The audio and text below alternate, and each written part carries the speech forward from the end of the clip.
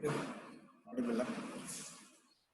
Okay, thank you for the nice introduction by Suganya ma'am, and I thank the host for having invited me to share my thoughts, especially Professor Yasmin, who has played the key role in arranging this webinar, and also probably students, you will be remembering your former teacher, Professor Gobinath, also has played a key role in organizing this. Now let us get started with the contents. So as you know, we are going to talk about transportation engineering overall, and then what is in store for you people, for the budding civil engineers.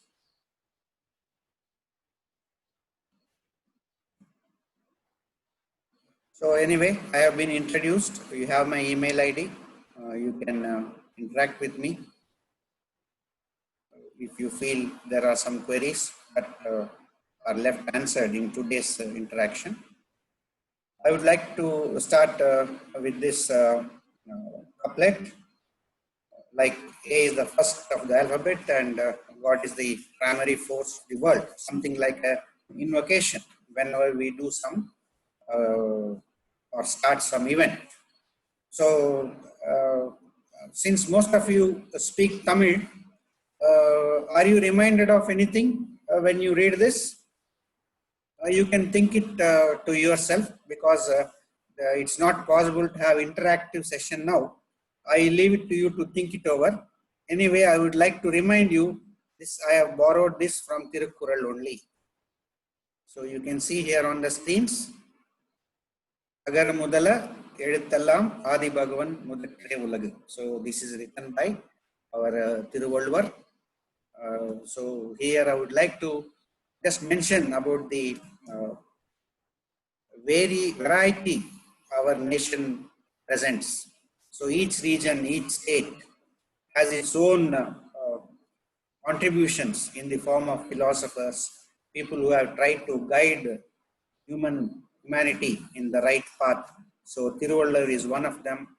And in this state where I am now residing, we have Basavanna and so many other saints. Similarly, other parts of the country, so many saints and so many philosophers have given us thoughts to ponder upon and to lead a decent human life. So I just got to go on to the next technical slides. So what is transportation engineering? We are all talking about movement and mobility. That means we have to move from one place to another place. It could be from home to office. It could be from native place to college. It could be from working place to Dubai or USA or anywhere else. So that movement only is given another word, mobility. That means how conveniently can we do this? So these are two keywords which are what you can say relevant to our transportation engineering. So transportation engineering means movement. Previously, if you read the books, they will say movement of men and materials. Then women will be offended, isn't it? Why only men should move? Women also should move. So movement of persons, we can say, and materials or goods. Okay, obviously anything we want to do should be done in an efficient way. So we have to have efficient access to various activities to satisfy human needs. So right from the toothpaste you use this morning and the oil or shoes or whatever you didn't create all of them. They reached you either from the shop or from the mall or by Amazon. So that means there is movement. And this movement is satisfying what is called demand. And this demand can be met if there is supply. So supply, demand, all these things are interconnected. Here I found this in one of the Google searches. It is mentioned that only in the late 1950s, that means about 70 years back only, people started seriously looking into the scientific aspects of transportation engineering. Okay, so why only so late? So what happened before that? If somebody starts thinking, let us go back prehistoric. So you might have studied in the history. நீங்கெல்லாம் படிச்சிருப்பீங்க ஆதிமானவன் எப்படி இருந்தான் அப்படி இப்படின்னு சொல்லிட்டு கேவ்ல இருந்திருப்பான் இல்ல வேட்டையாடுறது தான் அவனுடைய பொழுதுபோக்கு are just for survival that's all know other things okay so obviously people use to walk that means கால்நடை தான் அவ்வளோதான் கொஞ்சம் சுமை இருந்தா தலை மேல வச்சுக்கலாம் இல்ல முதுகு மேல வச்சுக்கலாம் இல்ல ஷோல்டர் மேல வச்சுக்கலாம் இதெல்லாம் ஒரு என்ன சொல்றது ஒரு evolving how people started moving. So sleds and sledges. So I will just show you the slide which I have got. So man first moved on the land only, that we are very sure, because we are living on the land. We are not amphibians like frogs, right? We, of course, later on people have learned to swim. That's a different thing. But we predominantly live on the land. But water is covering 2/3 of the surface of the earth. So, people started thinking, or you can say, they grew curious, and somehow, many times it happens by an accident, an invention takes place. So, people started using water also because they realized that the resistance offered is much lesser. So effort required to move through water is much lesser because of the buoyancy effect. So if you have a proper shape, whatever load you are carrying, it will not rest on the bottom of the river. It will float in the water. Yes, there is inertial resistance by the water because it's a heavier or a denser medium than air. But because of the buoyancy effect, it requires much lesser effort. So that is why it is mentioned that people used logs. Logs means almost cylindrical. That means having a curved surface, number of logs tied together, it will be floating. On that you can sit down or you can put some loads and float it. Use the wind, use the water currents. That means in the direction of water flow, it will float. Also later on people realized that wind also can be used while using the waterway. So I will show you some slides. You might have seen many. I do not want to show too many slides. So you can see the left top corner is what is called a sledge or sled, on which the materials can be pulled. That's it. Then we have got people are using their backs. I hope you can see the cursor moving. And then you can see a very crude way of carrying a person who is not able to walk. So this normally we may call palanquin. Correct? In you might have seen in the movies how kings and princes and princesses would be carried. Even you might have studied in the Ramayana that how the person carried the or in old our historical scriptures how Shravan carried his parents on his shoulder. Okay, on two sides each, one side each, mother and father. So that is regarding the prehistoric. Yes, this is of course not prehistoric photograph. It is only a depiction. Okay, just how things improved later on. And next one, if you come to say before Christ, historic, 5,000 years ago. So many times we are reading, we are also 5,000 years ago, our civilization also Indian. But unfortunately, people have distorted our history and they are calling it mythology, whereas it is history. But anyway, let us not get into such what you call sensitive discussions. So logs of wood were used, and then first came the first milestone, which we call as the invention of the wheel. That means the shape, the circle, the circular geometric figure from which we got the wheel, that is supposed to have taken place around 3500 BC, and it also has undergone some changes, evolution, and that changes occurred till 1500 BC. This is what the uh, published literature says, but I would say it is even undergoing now. You are seeing in Hero Honda and other bicycles, previously there used to be spokes. Now there are no spokes. Now there are cast wheels. So things keep improving depending upon the what you call quest for better things, or you can say for more fancy things. Okay. Now it is mentioned in some of the literature that probably in 3000 BC, a sect of people or a tribe called the Sumerians, they might have used the wheel first, but we don't have any, you can say, documented evidence about that. In our own Mahabharata and Ramayana, we have heard kings using the chariots. So what's the big deal? Anyway, let us go to the next slide.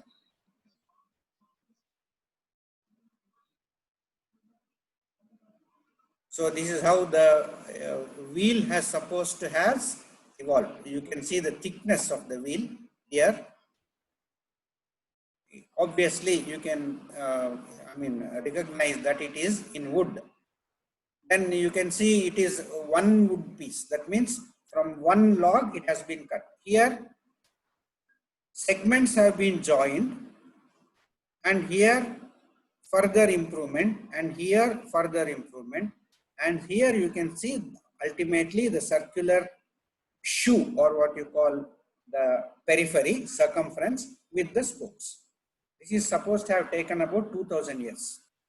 Supposed to, I am once again mentioning supposed to.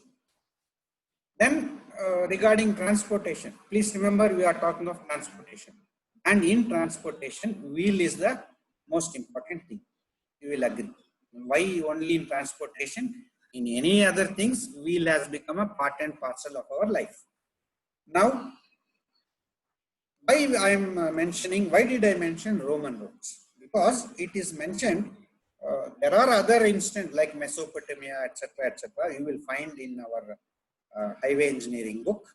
So around 4th century, the Romans built a large or vast network of roads, but they were always straight. They did not give any consideration for gradients, and because they could afford, they have built elaborate construction because they had a lot of labor at their disposal, like what you call slaves. That was supposed to have taken place in 4th century. And it is mentioned that they built good roads for those days. So that is why the famous saying also is there, all roads lead to Rome. So from all over the Roman Empire, the roads were laid such that they will ultimately converge at Rome. Next, good, you can say major, or you can say one of the development which, which made transportation a little faster was the invention of the rigid horse collar and the iron horseshoes. This was supposed to have taken place around 900 AD. So what I mean by rigid horse collar is this one. Okay.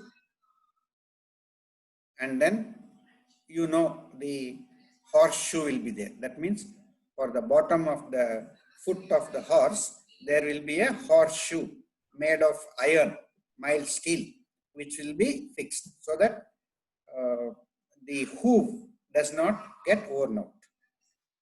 So anyway, with all this also, animals must have had a really tough time carrying the loads and pulling the carriages, etc.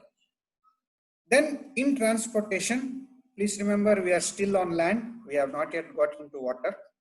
So in Hungary, there used to be called what are known as stage coaches. This word stage you must have come across in the city buses or even intercity buses. Like in the stage தாண்டிட்டன்னா 10 ரூபாவா இந்த stage வரணும் 5 ரூபாய் ticket அது மாதிரி சொல்லுவாங்க இல்லையா. So similarly stage coaches they used to have. It is supposed to have first originated in Hungary, which is also in Europe, later on spread to other parts of Europe around 1600s and in America around 1750s for the movement of mainly people. For the first time, coaches to specifically move goods was introduced somewhere in America. That is as late as 1700s, 1750s. So this is just a depiction of a coach, which you might have seen in the movies. And you can see here on the right side. So for people seated inside, the fare will be different. For people seated on top, the fare will be different. Okay, and whoever is operating, you can see he has got a seat to sit here. Okay, and probably this is mainly meant for only for passengers with their personal baggage, not goods. So maybe 2 horses or single horse. See the wheels, they are of different sizes, the front and back wheels. Okay, so these are all some of the examples of how people were moving in those days.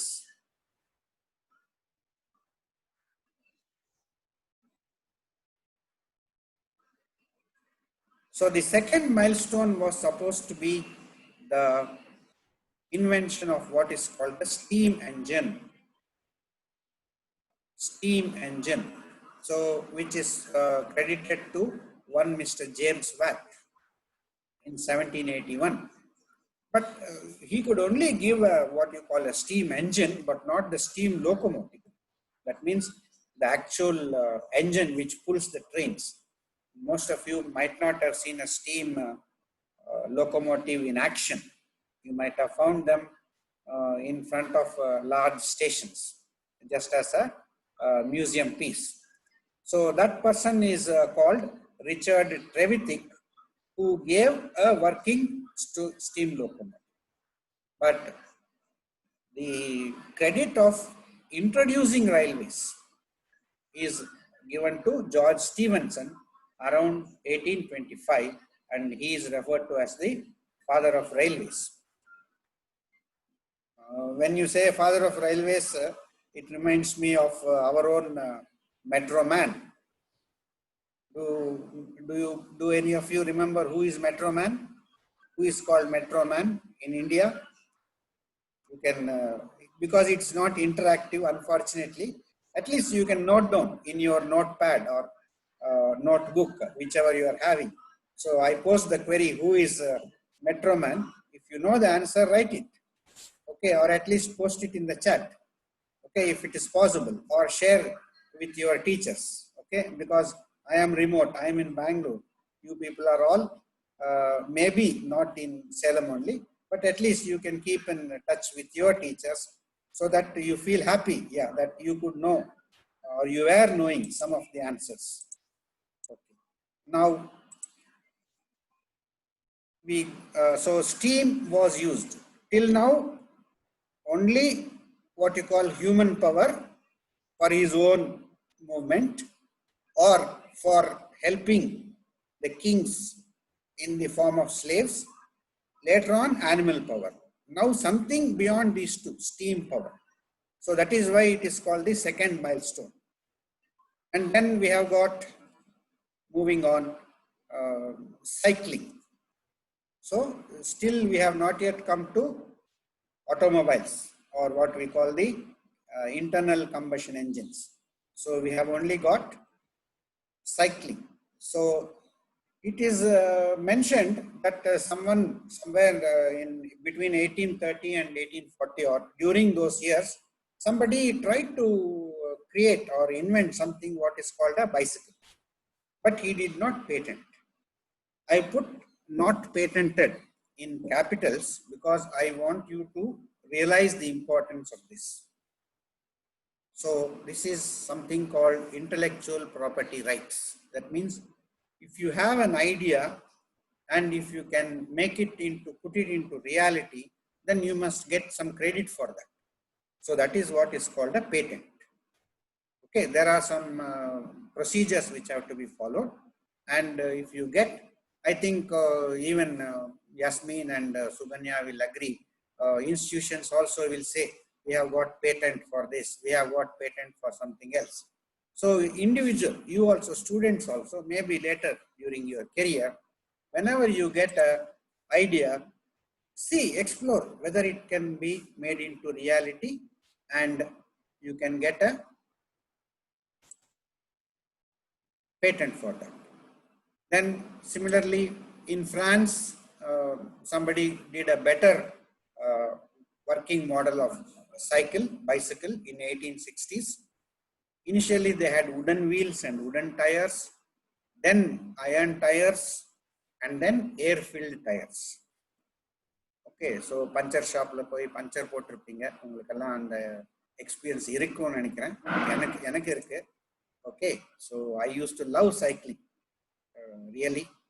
In fact, we don't get the same thrill as we get in cycling in motorcycle also. Because at a young age, you are really thrilled when you learn cycling, how to balance and other things. Anyway, now moving on.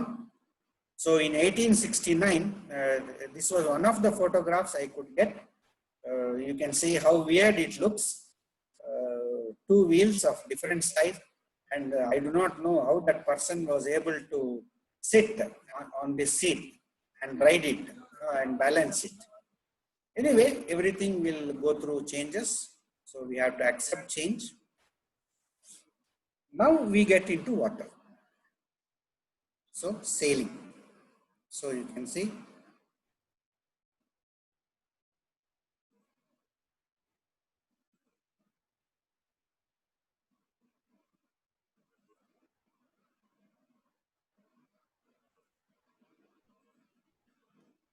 so compass. I think all of you know compass, north, south, east, west, the four principal directions. Then the next four, that is northeast, southeast, southwest, northwest, and then the next north of northeast, east of northeast, etc. Normally we consider 16 directions, and you know the circumference 360 degrees. So all these things are possible by what is known as an instrument called compass, which makes use of the magnetic field around the earth. Now it is mentioned that the Chinese were the people who first, could assemble what is known as a compass, but it's not very clear. So later on, Europeans also came to know about it. They also could assemble, and the persons from Greek, that is Greece is a name of a country, I hope you know that. So from there, people used what were known as galleys in those days. Something like some floating vessel, okay. A common word would be what you call boats or ships. So galleys they used, and mainly it was by manpower. That means humans were required to operate them. I will show you a slide later on. So Europeans also did the same thing, other countries from Europe. And then in America, one person by John Fitch in 1787, he introduced steam power to operate a boat. So that is how the huge ships later on became very popular. Ocean liners, that means around 1870s, huge ships were built. If some of you have seen the film Titanic, you might remember that the two persons, that is the hero and heroine, they get into the bottom of the ship where they show the persons loading the coal into the what you call the boilers. So coal is loaded into the boilers, steam is developed, and the steam engine will power the ship. So that is how the ship moves forward. Same thing is done in steam engines for the trains also. So use of steam power on land, later on in water or through water. Now next, what you call human quest, or you can say, so this is an example of, see, you can see these, what you call protruding out of the ship. So here there are people sitting, naturally men, because women will not be able to take so much stress in those days at least. So men will be operating these to push the water back so that the boat moves forward. Similarly, here, this is a sport now. In those days, it was a punishment for these people because they had to work. Maybe most of them slaves or bonded labor type. But here, people are enjoying it as a game. So you can see. So this is what is sailing. Okay, using manpower or human power. Next, people or human beings came to know, why not we use the wind also? They realized that wind also can be used. So that is why you can see the, what you call the huge cloth or whatever you call, which will be placed such that the wind will blow into it and it will take the ship forward. And for those people who are very fond of jeans, I can say that what I've heard or read, so the material which was used for this, making these sails, that is what is ultimately jeans now. Okay, so discarded material from this was made into pants, and that is how that type of material became very popular. Now, driving. So you can see, driving means we can easily understand that it is on the road. Okay, so on the road, internal combustion engine was invented around 1800s, and then the Germans were the first people who, what you call, introduced the cars, and but they were very expensive and custom made sort of. In early 1900s, cars became a little more common in many countries, but they were very expensive and could be afforded only by the top notch or the top, tier of the population or the human race. Then Henry Ford was the person who made cars which were affordable, not only by the very rich people, even by the working or middle class people. So that is how the history of, you can say, cars, or what you call, using the petrol and diesel engines. So this was the first, you can say, one of the first models of the car. So you can see the, maybe sometimes in the newspaper also you will read vintage car rally, etc., etc. Next person. So you can see we are blessed with, you can say, the additional quality of thinking. Okay. So we start human beings. We have invented so many things for our own convenience. Sometimes we are also complicating our lives. That's a different thing. So flying in 1793, balloons were first tried, in which passengers could fly. That means rise above the ground, and depending upon the wind and other controls, I do not know how they did. Then all of you might have heard the name of these brothers, Wright brothers. In 1903, they demonstrated that they could rise above the ground and fly forward. Okay. Then in 1936, it is mentioned that the first commercial airliner, the name of the airliner was Douglas DC-3. Just like how you must be reading about Airbus, Boeing these days. So in those days, Douglas was the name of a particular company which was manufacturing the aircraft. So Douglas DC was supposed to have been introduced in 1936, commercial flight. So probably something like this. I'm not very sure whether it is exactly that. Now let us come to the present. What are we doing now? So we are using roadways, both urban and rural. Urban and rural means, rural here does not mean village, please understand. What it means is out of the city, out of the town limits. Okay, supposing if you are traveling from say Salem la irundhu Erode போறீங்கன்னு வெச்சீங்கன்னா சேலம் உடைய எல்லை முடிஞ்ச அப்புறம் ரோட்டுக்கு இந்த பக்கம் அந்த பக்கம் உங்களுக்கு வீடுங்க அது மாதிரி எல்லாம் இல்லாம இருக்கலாம். டாபா, பஞ்சர் ஷாப் அது இருக்கவே இருக்கும். பட் இருந்தாலும் மனிதர்கள் நடமாட்டம் அவ்வளவு இருக்காது, pedestrian movement.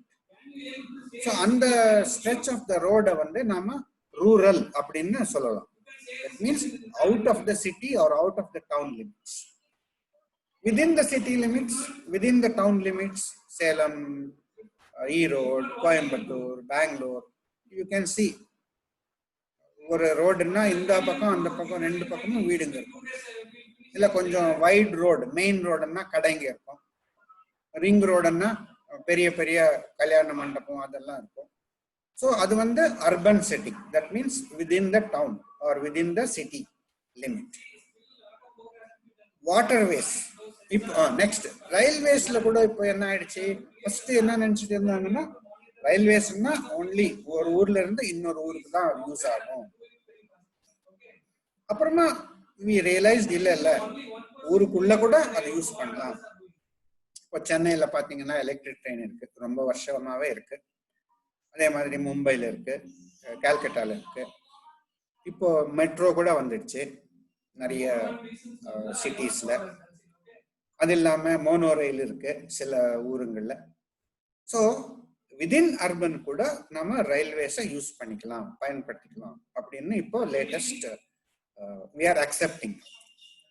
Similarly, waterways. So waterways பாத்தீங்கன்னா across the ocean, Pacific Ocean, Atlantic Ocean, Bay of Bengal, Arabian Sea. So பெரிய பெரிய ships, mainly bulk carriers. நீங்க கூட கண்டெய்னர் பார்த்துருப்பீங்க, ரோட்ல ட்ரக்ல எடுத்துட்டு போயிட்டு இருப்பாங்க கண்டெய்னர்ஸ். ஸோ அது மாதிரி hundreds of containers ஒரு ஷிப்ல போகணும்னா you can imagine how big that ship will be. So normally it is used transcontinental. That means ஒரு கான்டினென்ட்ல இருந்து இன்னொரு continent. So say for example நம்ம கொச்சி போர்ட்ல இருந்து வேற எங்கேயோ மலேசியாவுக்கு ஏதோ ஒரு போயிட்டு இருக்கோம், இல்லை சைனால இருந்து வேற எங்கேயோ யூரோப்பியன் மார்க்கெட்டுக்கு ஏதோ போயிட்டு இருக்கலாம். So that is transcontinental. Inland கூட இருக்கலாம். For example in our own country, இந்த பிரிட்டிஷர்ஸ் வந்து அவங்க எல்லாம் என்ன சொல்றது மேனேஜ்மெண்ட் ஆர் கவர்மெண்ட் அவங்க கைக்கு போனப்புறம் அது கொஞ்சம் it did not take off well. Otherwise we were using inland waters, or you can be using our rivers for transportation. Especially the wide and deep rivers like Godavari, Krishna, we were using them. Okay, even now I think people are they have been our ministry is doing a lot such that the stress on the highways is reduced to as much as possible. இங்க கூட நீங்க பாத்தீங்கன்னா urban word போட்டிருக்காங்க, வாட்டர்வேஸ்ல கூட urban போட்டிருக்காங்க. அது எப்படின்னா இப்போ ஒரு கொச்சி ஒரு எக்ஸாம்பிள் எடுத்துக்கோங்க.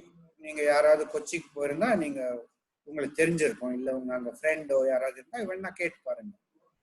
ஸோ அங்க ஒரு சாதாரண ஒரு ஆஃபீஸ் போறது காலையில இருந்து வீட்டுல இருந்து ஒரு ஒரு ஸ்டாப் வரைக்கும் பஸ்ல போயிட்டு அங்க தண்ணியை வந்து ஒரு ஃபெரியில கிராஸ் பண்ணிட்டு திரும்பி அந்த பக்கம் கொஞ்சம் நடக்கிறது, இல்லை அகெயின் ஒரு பஸ் எடுத்து போறது. இது கல்கட்டால கூட ஒரு எக்ஸாம்பிள் இருக்கு. அதே மாதிரி வேற ஆல் ஓவர் தி வேர்ல்டு நிறைய பிளேசஸ்ல ஃபெரி சர்வீஸ், FERRY அப்படின்னு சொல்லுவாங்க. That means it is for daily use, not just for going on a long tour. It is for daily use. So that is why waterways will also be used in urban setting, in an urban scenario. Next one, the airways. Airways வந்து உள்நாட்டு பயணம். இப்பதான் கோவிட்னால எல்லாம் I mean இப்போ just now they have started, but இன்னும் international இன்னும் start ஆகல. So domestic within the country, international, that means one country to another country. Urban question mark. இதுதான் நான் கொஞ்ச நேரத்துக்கு முன்னாடி உங்களுக்கு சொல்லியிருந்தேன். உங்களுக்கு ஏதாவது ஐடியா வந்தா அது அப்படியே மனசுலயே வச்சுக்காதுங்க, 4 பேர்கிட்ட பேசுங்க. இல்ல அது கொஞ்சம் சீக்ரெட்டா பார்க்கணும்னா அது கூகுள் சர்ச் பண்ணுங்க. அந்த ஐடியாவை எப்படி ரியாலிட்டி ஆக்க முடியும் அப்படின்னு யோசனை பண்ணுங்க. இந்த ஐடியா என் மனசுல இருந்தது கொஞ்சம் வருஷமா. அர்பன், விதின் அர்பன்ல ஏர்வேஸ் இருக்குமா அப்படின்னு. ஜஸ்ட் நேத்து தான் கோபிநாத் சொன்னார் எனக்கு, உங்க டீச்சர், இது மாதிரி இருக்கு சார் பெங்களூர்லயே. So we should update our information. So a very good example where I was not knowing, I was way behind. That means I was not knowing the latest information. So he told me that, sir, in Bangalore they have introduced the heli taxi. That means from a place which is about 30 kilometers or maybe 40 kilometers, even more if you think, by road. Instead of going by road, spending 2.5 hours, if time is money, isn't it? So because if you are able to take care of your time, that means you are well off. So 3,500 rupees, that is what Professor Gopinath mentioned. So 3,500 is the fare from Electronic City to Bangalore International Airport, which is called Kempegowda International Airport Limited. So if you, the same journey by bus will take you at least 2.5 hours under normal traffic. And if you get stuck, it may take 3 hours also, 3.5 hours, so you can even miss the flight. So in urban scenario also, airways are being used, isn't it? So it may be there in other cities also. So that is what I wanted to highlight.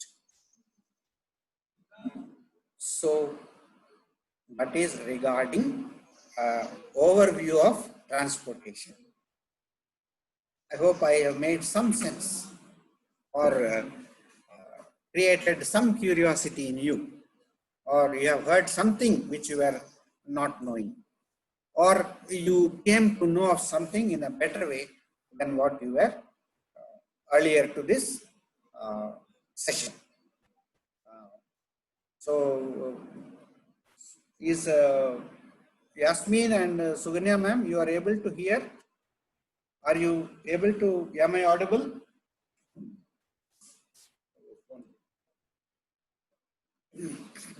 Phone.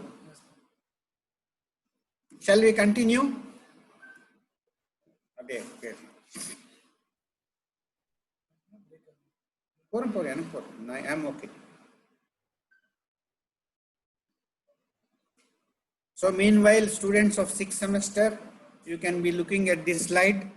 I hope you know what this means. It is your syllabus only.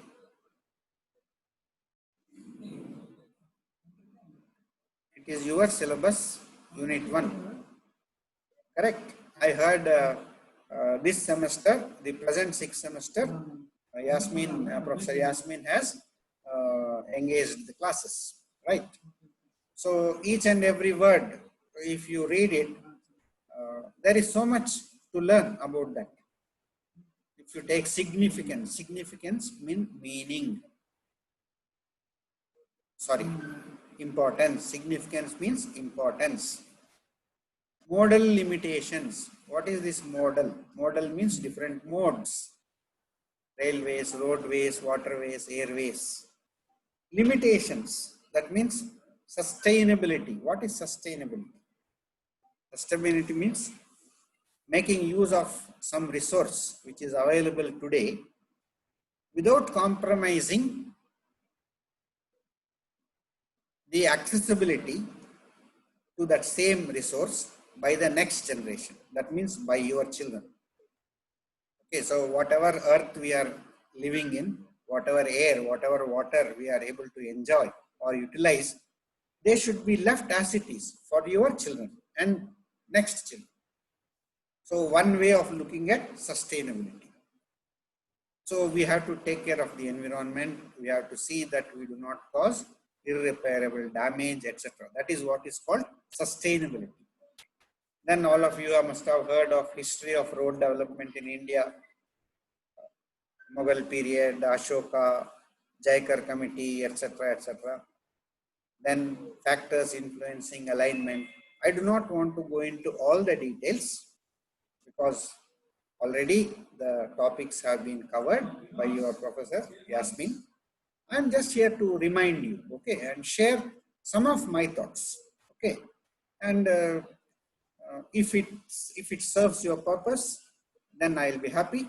Otherwise, you can please suggest to me how I could do better in our next meeting or in my next session.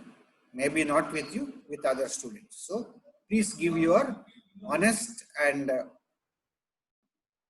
you can say critical feedback to your teachers. So now let me take you through some slides which will maybe create a little interest in you regarding whatever topics you have learned. So this is quite what you call common for all of you. You would have seen all these. Bus is there. So Salem, Eroda, the KPN Travels, SRS, இதெல்லாம் பார்த்துருப்பீங்க இல்லையா? நல்ல நல்ல பஸ்ஸுங்க. இந்த மாதிரி bus எல்லாம் 40 வருஷத்துக்கு முன்னாடி இல்லவே இல்லை. இதே மாதிரி இந்த ட்ரக் பார்த்தீங்கன்னா இது கொஞ்சம் பழசு தான், ஒரு 30 இயர் மாடல் தான். அதை விட பழைய மாடல் நான் பார்த்துருக்கேன், நீங்க பார்த்துருக்க மாட்டீங்க. இதை விட புது மாடல் நிறைய ட்ரக்ஸ் வந்திருக்கு, ரோட்ல நீங்க பார்த்துருப்பீங்க. சிமிலர்லி இது வந்து சாண்ட்ரோ, இதை விட பெட்டர் மாடல் நிறைய இருக்கு.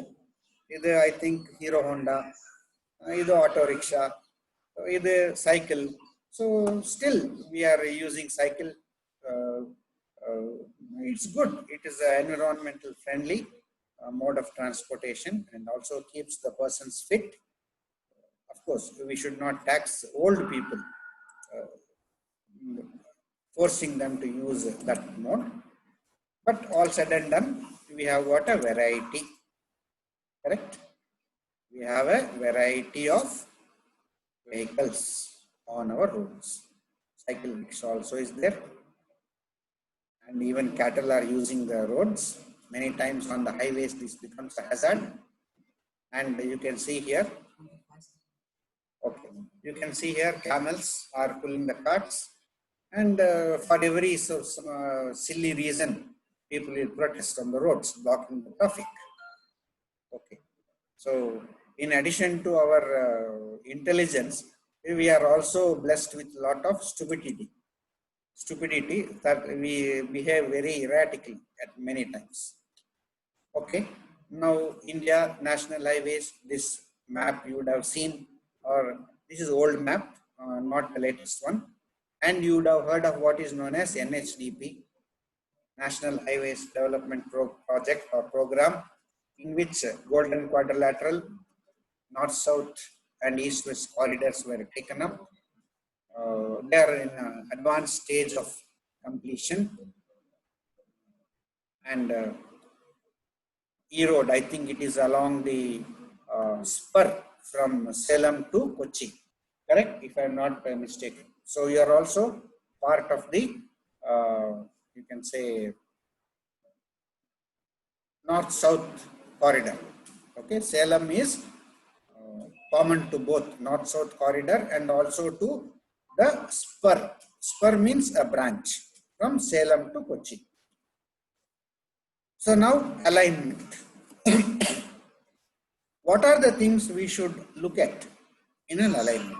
short, safe, easy, economical, and providing maximum utility. I do not know if you had this in your syllabus, the last one, maximum utility, saturation system of deciding which is the first priority based on population units and productivity units, right? So that is called maximum utility method. All these are there in our Bible of Highway Engineering by Professor Kanna Jasto and Veeraragavan. Incidentally, I would like to mention here that I am Professor Jasto's student. He was my guide during ME, and I am Veeraragavan's student also. He is my guide during my PhD. And you must be aware that IIT is that Professor Veeraragavan is now in IIT Chennai, and unfortunately, we lost Professor Jasto last June. He was living in Bangalore for the past, you can say, 40 years or more than that. So now,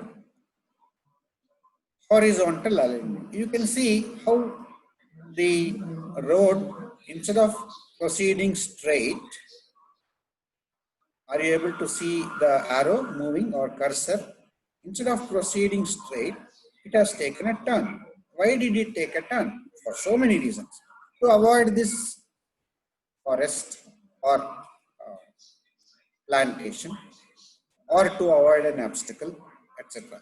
But I should always try to see that it is shortest, straight, easy to construct, easy to maintain, economical and safe, and give maximum utility. Okay. So now similarly, when we try to say it should be short and straight, we should also not overdo it.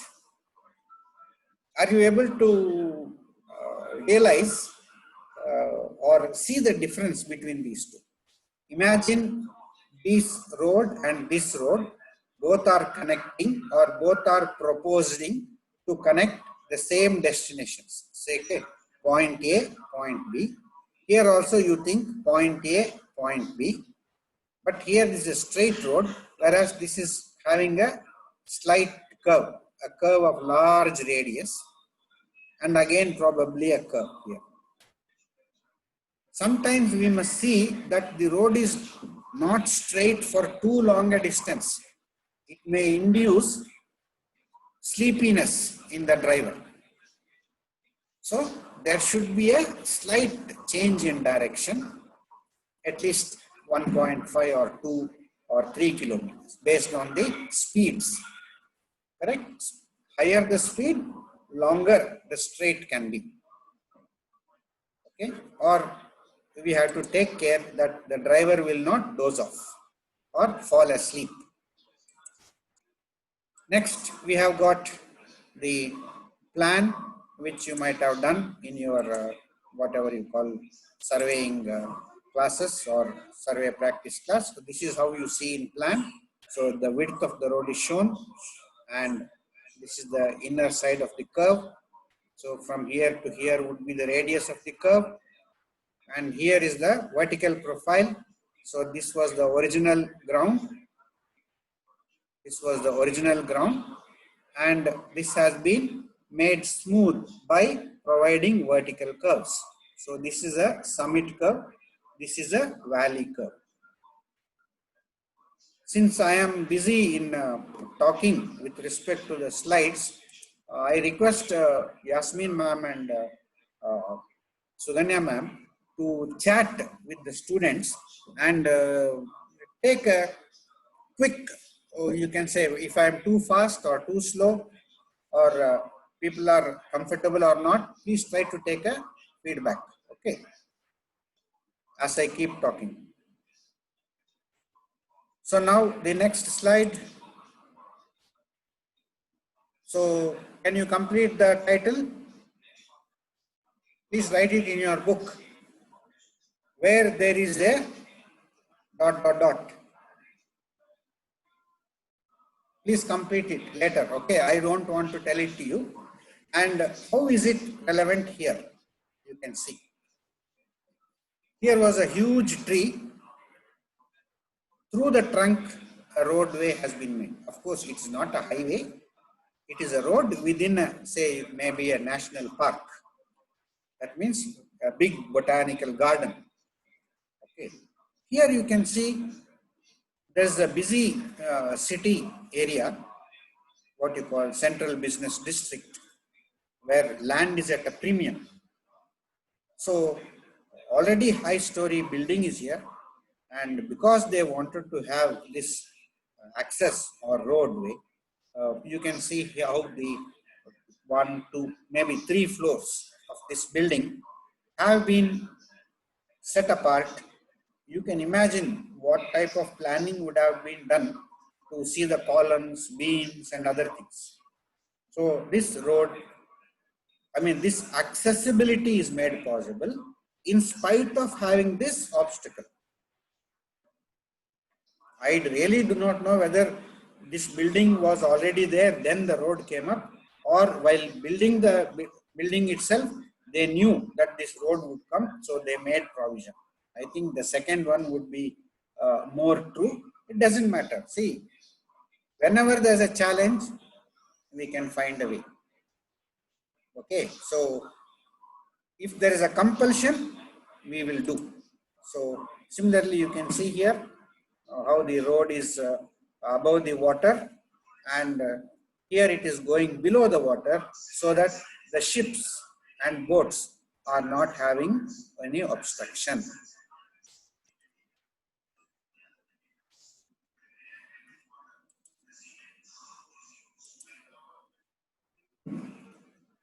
And see difficult terrain, hilly terrain, okay, ghat road, what you call. So we'll have to, instead of going straight, we are going left, right, left, right, left, right. Why? Because gradient. If we try to go straight, it will be too steep a gradient. So we will have to have gradients which are easily negotiable by the vehicles. Many times on the highways you would have seen, maybe Salem and the Toppura ghat section. Toppur கிட்ட நீங்க போனீங்கன்னா பார்த்திருப்பீங்க, drug எல்லாம் அப்படியே மெல்லமா போயிட்டு இருக்கும். ஏன் gradient ரொம்ப ஸ்டீப்பா இருக்கு. ஆக்சுவலி 30 வருஷத்துக்கு முன்னாடி இன்னும் ஸ்டீப்பா இருந்தது. நான் டிராவல் பண்ணியிருக்கேன். இப்போ கொஞ்சம் better. So alignment, vertical and horizontal alignment, இதெல்லாம் they are all interconnected. Okay, so this is regarding alignment and various challenges or various situations that we may have to come across. Next, we have got geometric design of highways, which I do not want to read topics once again. You are all familiar with that. Next, we have got, let us go into some of the slides. So what is camber? Camber is the lateral slope or profile that is given. So this is the top surface of the road. Why is it required? So that when it rains,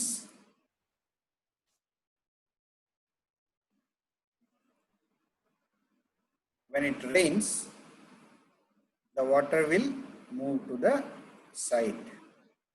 And in this sketch, it is not shown. There will be longitudinal drains here. Right? I will show in some other slide. So the water should not be on the road. So that is why camber is provided. Then you would have studied all this in your syllabus. I saw cross section of typical cross section. So you can see the roadway. Carriageway means the actual paved surface. Correct? You can write in your notebook as they say. Single lane, what is the width? 2 lanes, what is the width? Carriageway. 3 lanes, what is the width? Okay, if it's a 2-lane highway, carriageway is some X, then roadway will be how wide? That means what is this extra portion called? It is called shoulder, isn't it? Correct? On both sides you have got shoulder. So width of carriageway plus width of the two shoulders is equal to width of roadway. Then if the roadway is in an embankment, as you can see here, the bottom width of the embankment plus some reserve land, that means for future widening, or you will have to have a longitudinal drain here. You can see here there is a drain here which they have shown as ditch. So ditch is nothing but the drain, longitudinal drain. Why it is called longitudinal? Because it is parallel to the center line of the road. It is not across. Correct? If you have a passage for water across the roadway, then it is called either a culvert or a bridge. So normally road will be below and road will be above and water will go below. So that is called a bridge. So that is a cross drainage work. Whereas this is longitudinal drainage component. That means along the center line of the road. So water will flow along this until it reaches the nearest natural stream. And then it will be emptied into that. So beyond this, that means this entire width of land belongs to the roadway. That is why it is called road land.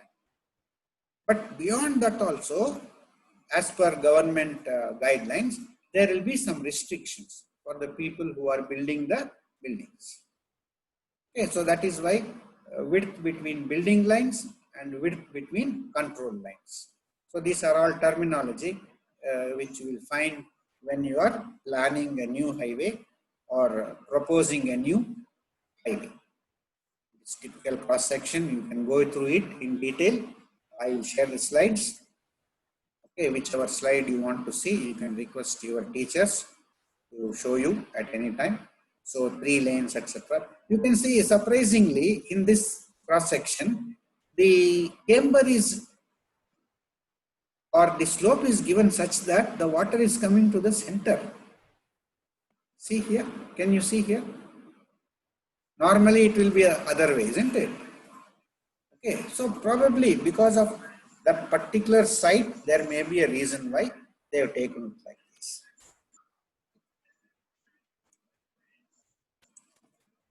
Otherwise, normally it will be cambered only. That means the edges will be at a lower level than the center line, which is called the crown. So another cross section. So preferably you should have a road such that we don't dig it up now and then. That is a big problem in our urban scenario. So every time telephone people want to lay the cables, they will dig it up. Every time the water line people, they will dig it up. Electricity people, they will dig it up. So this is posing a lot of problems.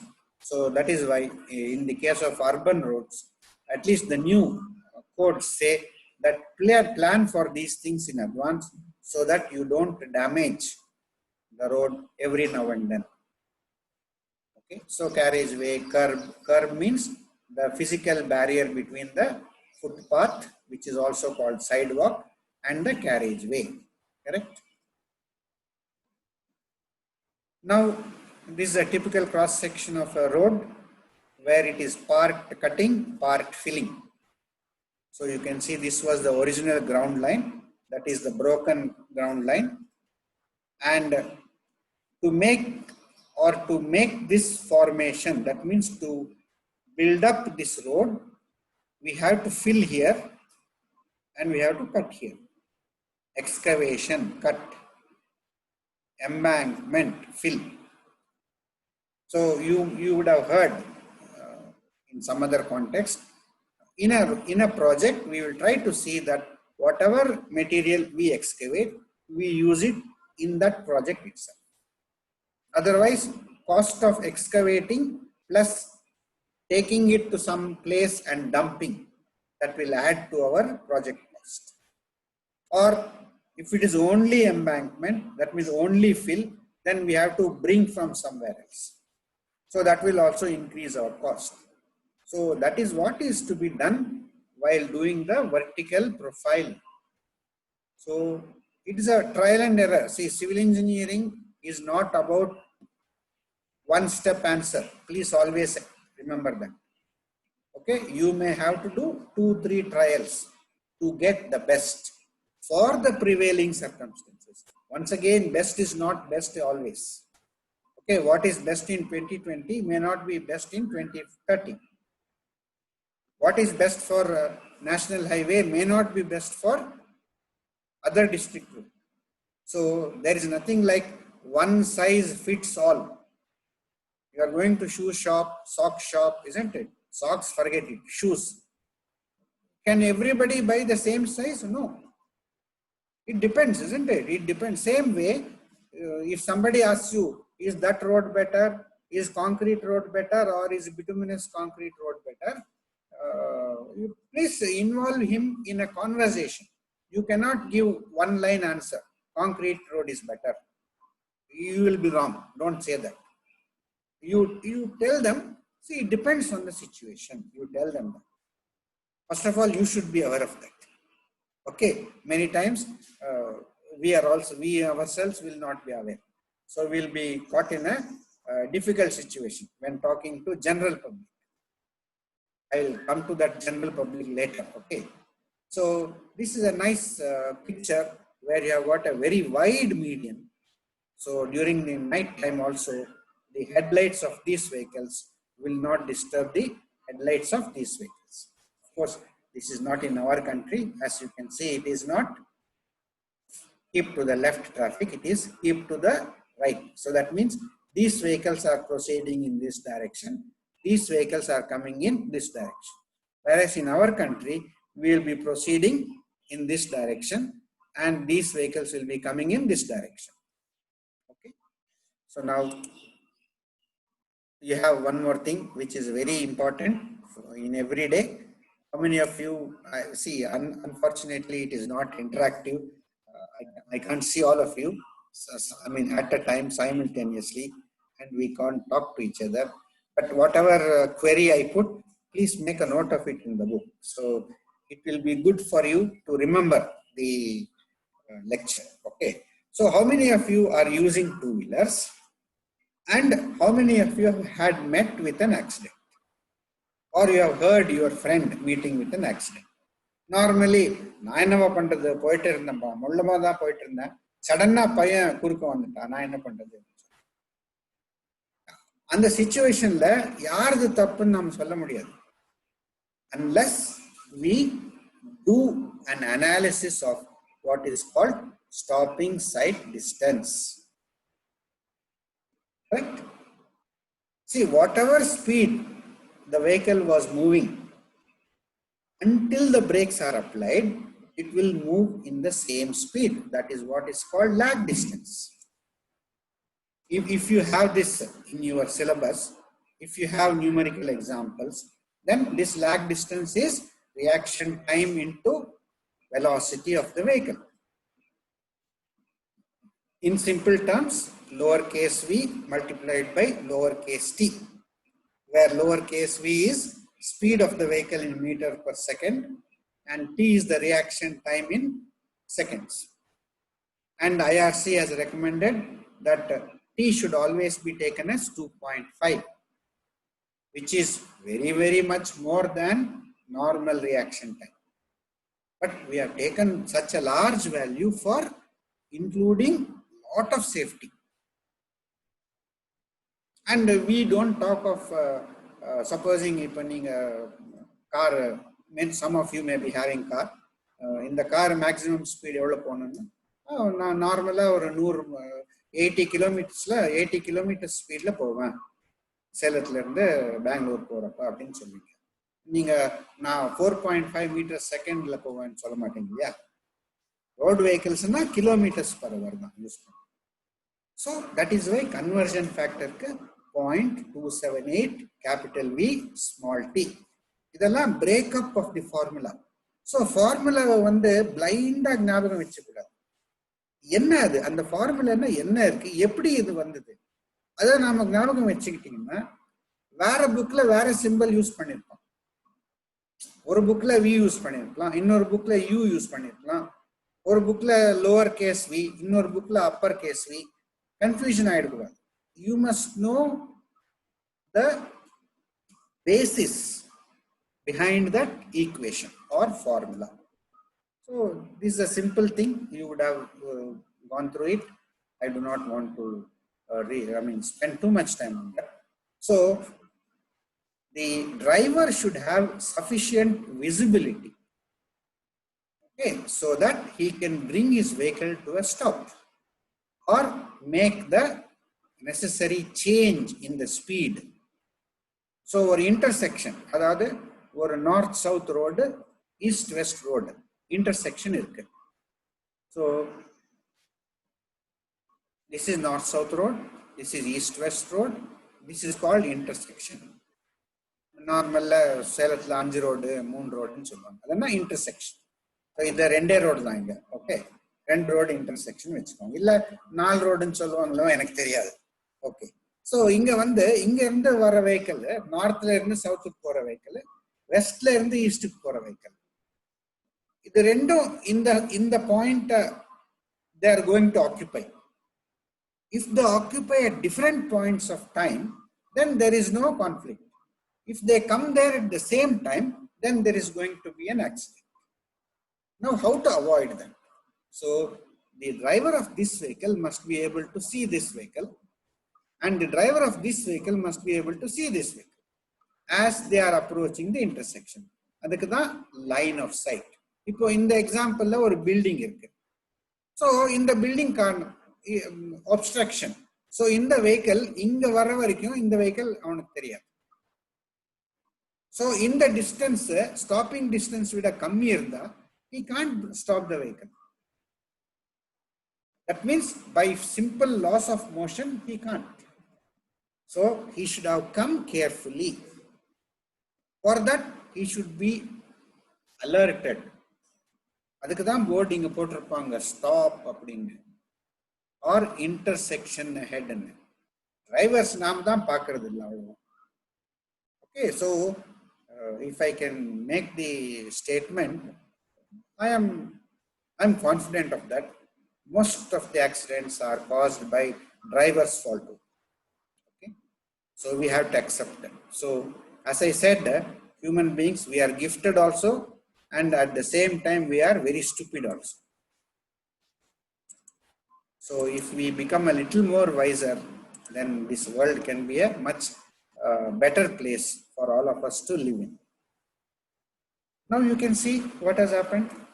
Corner property, அதாவது main roads intersection, அதாவது நிறைய vehicles வர ரோட்ல எல்லாம் corner property நாம permission இவ்வளவு கொடுக்க கூடாது. இப்படி கொடுக்க கூடாது. பில்டிங் நீ கார்னர் வரலும் கட்டலாம்பா, என்ன சொல்லணும், கார்னர் சைட்டா இப்படிதான் இருக்கணும் உன் காம்பவுண்ட் வால்.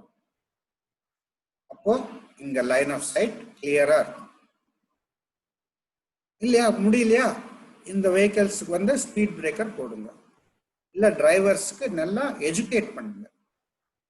இந்த மாதிரி பார்ப்பா இன்டர்செக்ஷன் நீங்க வர்றப்போ you can make the reduce the speed. So flaring of the corners improves the visibility. அதே மாதிரி பாருங்க ஹைவேஸ்ல inner side of the curve, inner side of the curve, on the inner side, this is called inner side of the curve, this is called outer side of the curve. Inner side of the curve la enna irukum, normally trees irukkalam, illa idu advertisement boards irukkalam, enna irundhalum vegetation or any other obstruction, it is blocking the side on a horizontal curve. In the vehicle the drivers are not able to spot each other. So inga varra varaikum inda driver ku theriyadu. So romba speed la vandanga night time la accidents are. Illana innoru muttaathanama inda inga இன்னொரு vehicle inga overtake பண்ணும், அப்போ accident ஆகும்.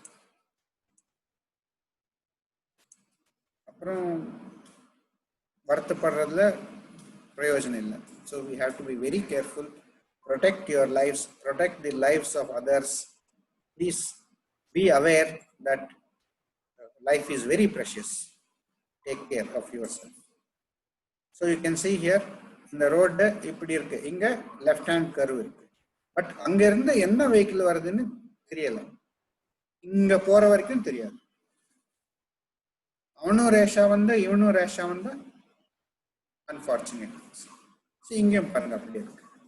At least இங்க இந்த side வந்து railing இருக்கிறதுனால vehicle above the surface, truck bus எல்லாம் தெரியும் இல்லையா? But it depends on the situation. இதுதான் summit curve. That means convexity upwards. So up gradient followed by down gradient. It has to be smoothened by providing what is known as a summit curve. So in the summit curve, the vehicles in the side lane, the vehicle varappo in the driver height high above the road surface. So avanuடைய line of sight வந்து tangential போயிடுது இப்படி. So இந்த vehicle தெரியாது அவனுக்கு. So இந்த vehicle இங்க வந்தா இந்த vehicle தெரியும், இல்ல இந்த vehicle இங்க வந்தா இது தெரியும். So இந்த distance வந்து ரெண்டு பேருக்கும் சேஃபா இருக்கும் to bring the vehicle to a stop. So that is why those of you who are using the roads, driving or riding, please remember, do not overtake along summit curves, especially during night. Similarly, along horizontal curves, please do not overtake. Be careful. So overtaking, overtakingல ஒரு slower moving vehicle அத வந்து ஒரு normal speed, design ஸ்பீட்ல move பண்ணிக்கிற vehicle overtake பண்றான். அதே டைமுக்கு எதிர் டைரக்ஷன்ல இருந்து ஒரு வெஹிக்கிள் வருது. ஸோ இந்த வெஹிக்கிள் சிக்கு வந்து இந்த வெஹிக்கிளுக்கு ஏனால ஒரு ஹசார்ட் வரக்கூடாது. ஸோ இந்த வெஹிக்கிள் இங்க இருக்கிறப்பவே this fellow should be able to see and he should be able to judge by skill and experience that he can overtake and come back to his lane before this fellow comes here. இதெல்லாம் நீங்க படிச்சிருப்பீங்க, analysis of overtaking side distance. படிச்சிருக்கலன்னா ஒரு வாட்டி பார்த்துக்கோங்க, உங்களுக்கே புரியும். அதாவது ரோட்ல சேஃப்டி எவ்வளோ இம்பார்ட்டன்ட், ஏன் ஆக்சிடென்ட்ஸ் ஆகுது, இதெல்லாம் ஈஸியா புரியும். 4 பேருக்கு நீங்களும் சொல்லலாம். See, just getting a BE degree for yourself is not. You should also be useful to the society. Okay, to whichever people you come in contact with, you should be able to tell them what is good, what is true. Like for example, you cannot become an environmental engineer or do ME in environmental engineering and waste lot of water at home.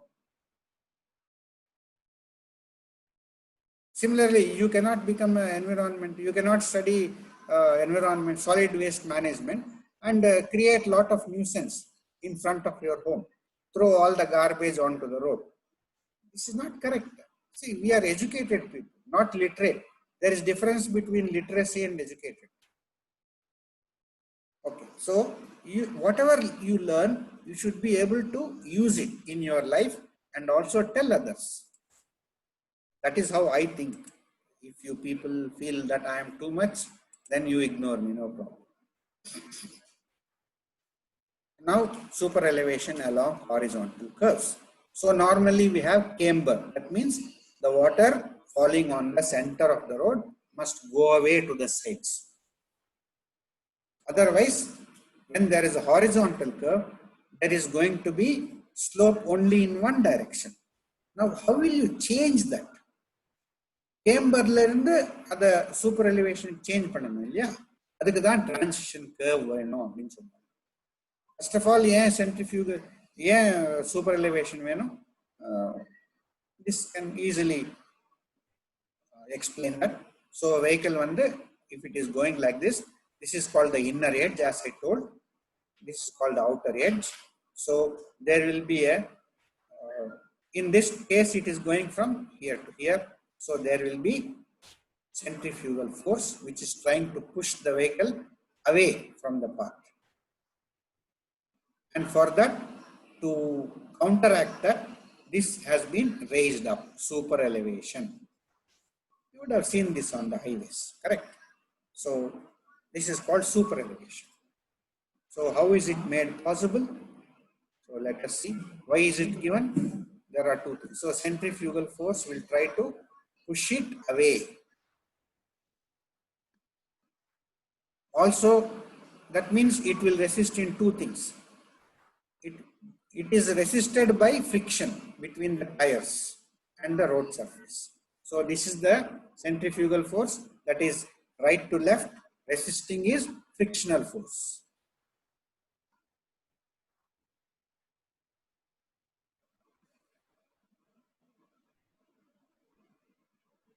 Next, centrifugal force can also result in toppling over. So you can see, would have seen some trucks on the highways. They would have fallen on the side. What would have happened? They would have skidded and overturned, or overturned and then skid. Both are possible.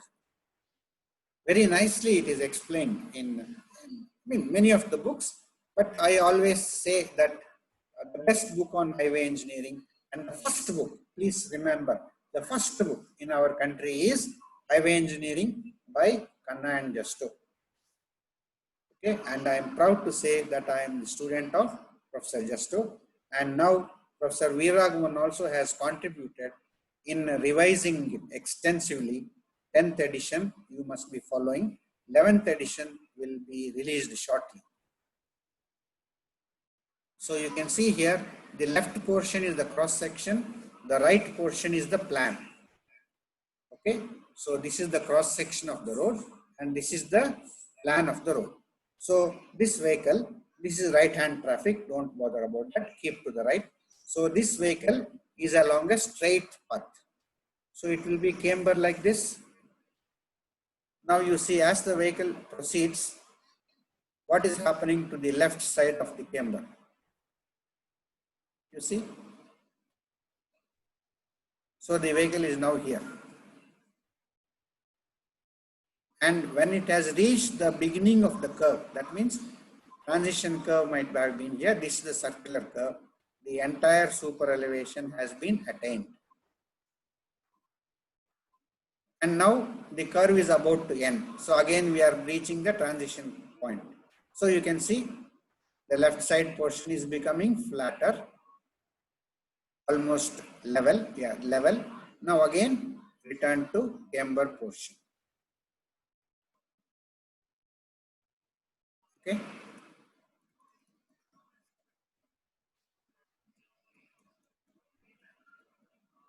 So you can see.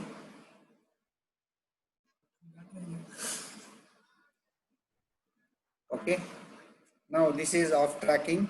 That means the path followed by the front wheels will not be the same as the path followed by the rear wheels, or the other way. The front wheels will follow a different path. The rear wheels will follow a different path, because only the front axle can be turned in road vehicles. Okay. You might have heard of four-wheel drive.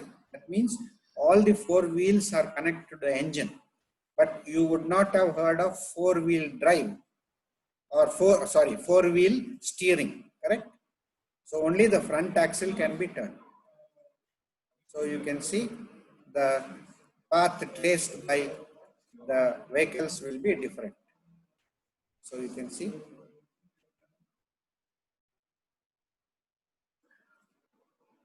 So this is called off tracking. That means the difference in the path traced by the front wheels and the rear wheels of a normal vehicle. This happens even for two-wheelers, okay? Without off tracking also it's difficult. Because of off tracking only we will be able to park.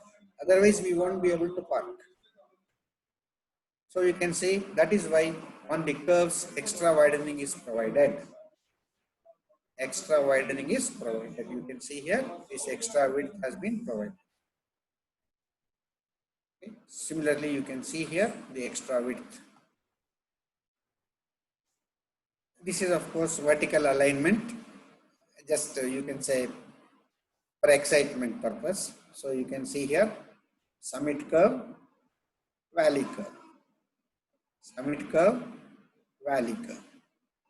So this is a summit curve, and also there's a curve in plan. So in plan also there is a curve, also in longitudinal section there is a curve. So these are not normal things. What you can say exemplary, or you can say exceptional cases. Okay, and in some cases the roads will be very frightening. You can see here the vertical cliff is here, and there is a hill, and the road is going around it. So almost blind, nothing is visible beyond this. Okay. So this alignment in very difficult terrain. So you can see on the left portion, almost a vertical slope, but there is a compulsion to have a road. So you can see the road has been built by chipping through the rock, Okay. So wherever it is possible, it is open to the sky. Otherwise, it is like a tunnel, correct? You can see here. This, of course, is in Chennai, Katipara Junction. I heard that your management's, one of your management's firm is also involved in this. Mukesh and Associates is involved in the design or some aspect, technical aspect of the this Katipara flyover. Okay, I have seen Katipara flyover much before Katipara flyover was constructed. Also, I know this entire area. Mount St. Thomas Mount, then Minambakam, then Alandur, then Gindi. Then this, of course, was a later addition, the ring road connecting up to all the way up to Coimbatore and beyond. So this is, of course, the same Katipara junction, probably a sketch. So to Vadaparni, that is to Coimbatore. This is towards Punamalli, and this is towards airport or Minambakam. This is towards Gindi, and this left area is called Alandur. So these are just pictures to show how we are progressing during the past 30-40 years. Okay, because of NHDP and because of the realization, though late, that we require good roads. Only then there can be what you call progress from this direction also. Okay, so not having good roads can be a major bottleneck, or you can say hindrance for progress. So Mumbai-Pune Expressway, this was the first expressway which you can say was commissioned. There is a claim that Ahmedabad-Baroda Expressway was the first one, but it doesn't matter whichever it is, both are there. We are enjoying the benefits of that. Good. Now this is the old road. You can see the traffic jam. You can see the traffic jam because of the difficult terrain, gradients, no width, small radius of curves. So you can see we have come a long way in our highways. I'm sorry. Yeah. So there are many pictures which will really make you happy. But I mean, we civil engineers are contributing for the comfort and safety of the mankind of this world. So then we can have the unit 3, which as per your syllabus has a flexible and rigid pavement design. I cannot go into all the details. So something happened, sir.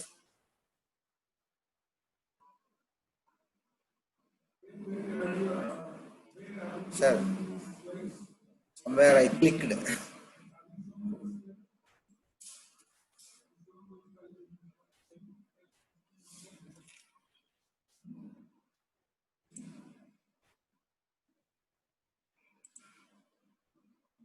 Remove.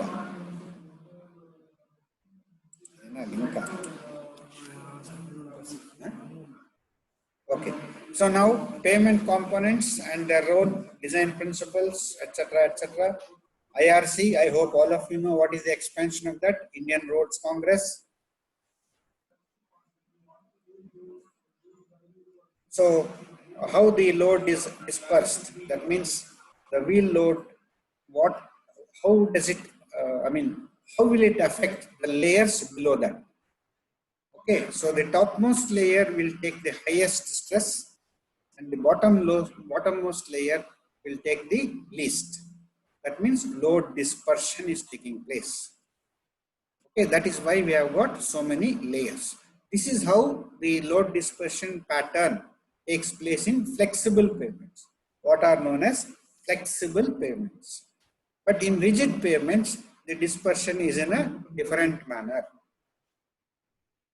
Okay, so you can see here it is dispersed in a for single loan, double loan, pressure, so many details are there. So that means pavement design in a simple term is how to take care of the wheel load stresses such that the lower layers are not failing. That means they are not distressed. For that, so many factors are there. What is this material consisting of? What are its characteristics? How thick is this layer? Okay. What is this wheel? What is the magnitude of the load? What is the tire pressure?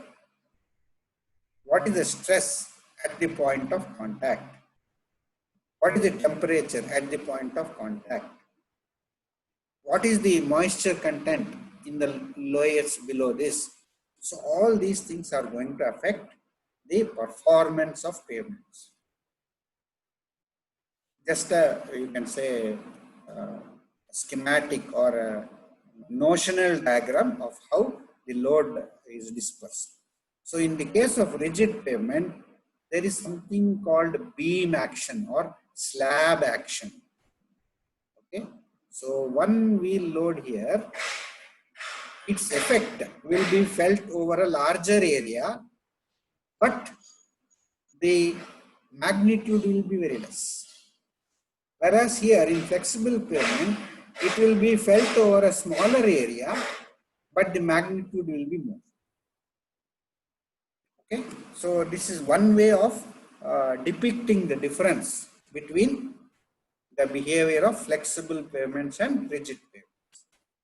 You see, definitely within this 1 or 1.5 hours, we cannot go into all the details. So just to create some sort of, you can say, curiosity in you, I am trying to share my thoughts. That's it.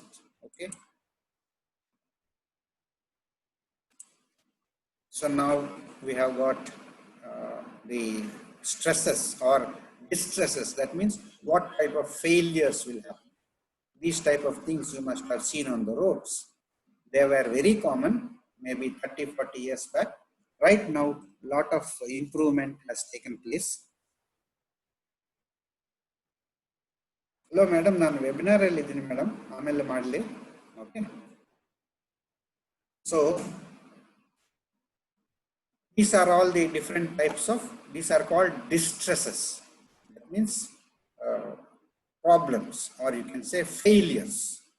Okay, so you can see what has happened here. You can see the pattern of the crack. You can see here the cracking is different.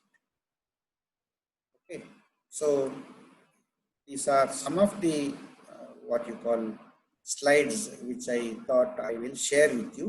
They are not complete and they are not going to be, you can say, covering the entire syllabus. Okay. So now we have got unit 4 and 5, which is talking of evaluation and maintenance. So evaluation means what? Valuation means what? Giving it some score. Good, bad, not very good, or 10%, 20%, 30%. Okay, value evaluation. That means, supposing we have a pavement, we are asked to say how good it is road. Ee road la Coimbatore nalla irukku road. கோயம்புத்தூர்ல இருந்து நம்ம village வரணும் ஒரு 10 kilometre road நல்லா இல்லை அப்படின்னு சொல்லி. What is that? That is evaluation only, isn't it? So how to do that? There are many methods. Okay, not by a common man's perspective, but by a technical perspective. Okay, so there could be a case where the common man may feel there is no problem on the road, but technically if you see, there could be a problem which, if not attended to immediately, it could lead to a major problem. So that means just like a symptoms of common cold, fever, etc., or these days COVID. So we have to be very careful about what is the pavement trying to tell us. Okay, so how do we know what is this trying to tell us? We have to inspect it.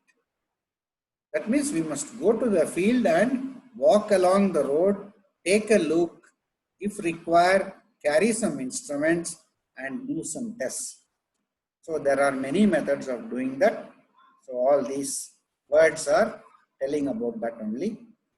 You must understand that we can't talk all the details of all the things in this 1.5 hour or 2 hours.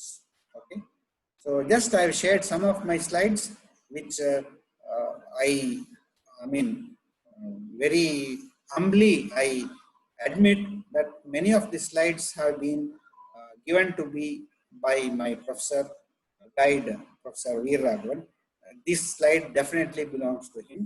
So design of payments, so how the road composition is, and what are the various terminologies used. Here I would like to point out one thing in particular. See this sub-base course. The sub-base course must extend to the full road width. Full road width, not pavement width, not carriage width. And see, every layer must have something like this, a little offset. Okay, this is shoulder. So shoulder should not have gone vertically downwards like this. Okay, it should be only from here onwards. Up to sub-base, it should be totally sub-base. Because generally, sub-base will be a more superior material than shoulder. And sub-base performance, function is to drain off.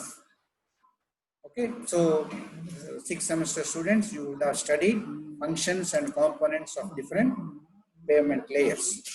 Then IRC design, how it is done. These are all, if you take the code and see, you will understand. There's nothing to explain at all. Okay, it is made so simple. Of course, the basis behind that, you have to spend some time. But to simply design a pavement thickness, you don't require much expertise. Okay, you can go through the steps very easy, making use of charts. So these are all what you call similar.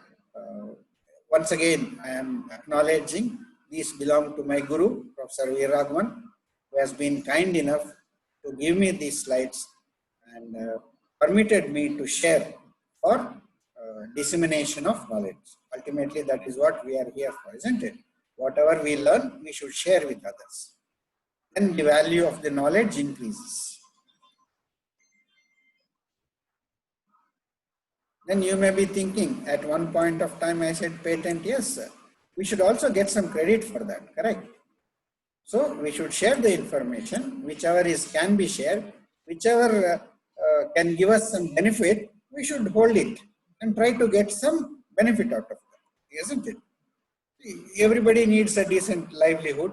So getting patents is also one way, okay, honest way, okay, ethical, moral way. So these are all slides which are self-explanatory. There is nothing I have to explain. So this, of course, you can see here. So in the concrete pavements, and then this bottom support, then inverted pavements. This is the terminology used these days. So then soil stabilization. So we all agree that anything that we construct has to ultimately rest on the ground. And what is that ground? We call it soil in engineering parlance, correct? And soil will be of different types in different places.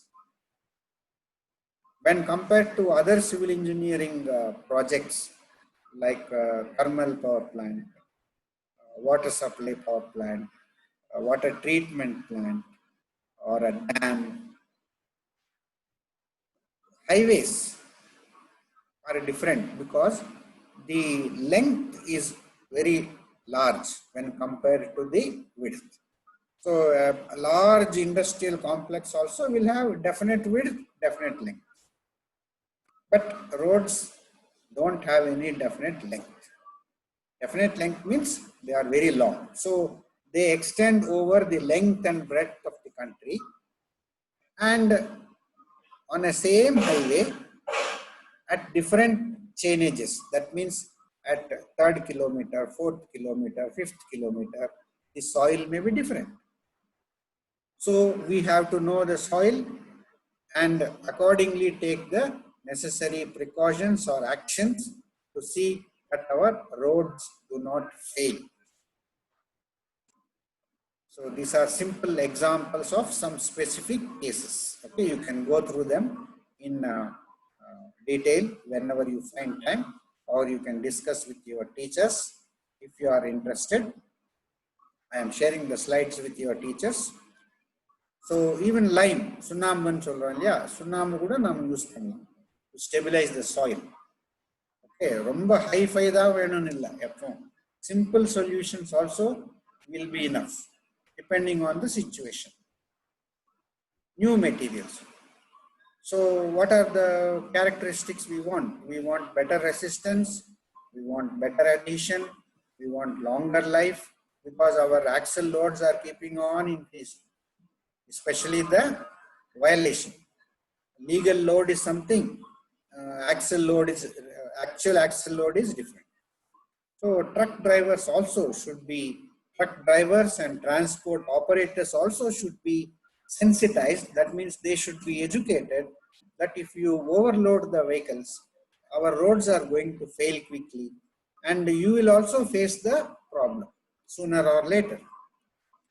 So aging, that means due to the exposure to sun and air and rain, there will be some changes taking place.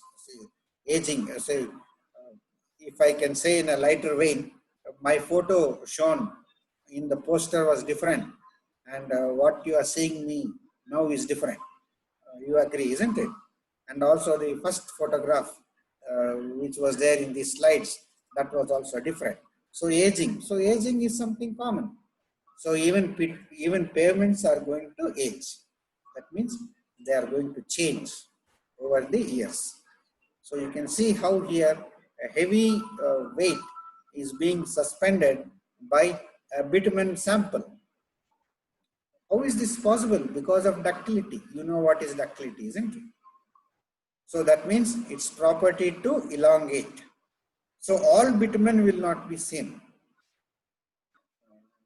To just say a few lines, see, we are getting bitumen from crude oil distillation. Crude oil available in different parts of the world is different. And from the same source also, at different depths, we may get different, or different locations, we may get different. So refining is not at all a simple job, and from refining whatever bitumen we get is not at all as what you call simple material. It is a very, very complex material. Unless we understand the bitumen, at least to the extent possible, we cannot predict how it will behave. That is the challenge of bituminous road construction.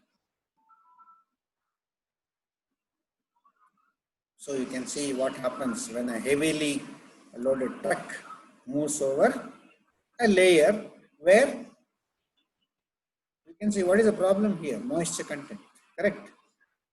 And bearing capacity of the soil, which can be improved by using what is known as geogrid, which can also be used, this GEO, geotextiles, geomembranes, geogrids, geocells. So many things have come up which are a boon for civil engineers for stabilizing the soil, slopes of the embankments, improving the performance of our roads. Okay, so just a sheet, it is laid. And on top of this, other layers will come. So that is why it is called geotextile. Similarly here, this embankment, you can see how steep it is. If it has to be stable, then we can make use of this.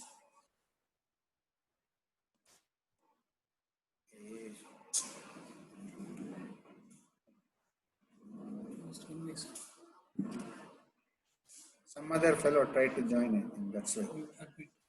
Huh? Admit or remove? Admitted. Okay. Okay. Now, geocell. Okay, so this is manufactured in the industry.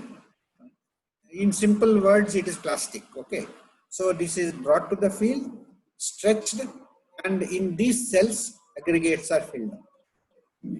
Okay, so in these cells, aggregates are filled up, and on top of that, you can place the other size aggregates and roll it and compact it. And so, lot of research, lot of improvements have taken place over the past 30-40 years, thanks to the team of Professor Justo, Professor Veeraragavan, Professor Pandey of IIT Kharagpur, and Professor K.S. Reddy, Professor Amarnath Reddy, and Bengaluru University professors. So a lot of developments have taken place in our country regarding road construction. And I heard one of the presenters saying, see, when we can have perfect bridges above the ground, bridge means what? It is a slab, it is a deck slab. Why can't we have it on the ground? So that is how the precast concrete pavements concept has come into reality, and we can cast the concrete pavement slabs in a casting yard, bring them to the site, place them and interconnect them, or what you call connect them with dowel bars and etc. Lot of mechanization needs to be done. It has already taken place in our country, and it will definitely continue in future also. So you can see the slabs are being, they are cast elsewhere, brought here, assembled, so the traffic can be allowed quickly instead of waiting for 28 days queuing. So this has caught up in the past, say 20 years, white topping. That means bituminous roads which have failed.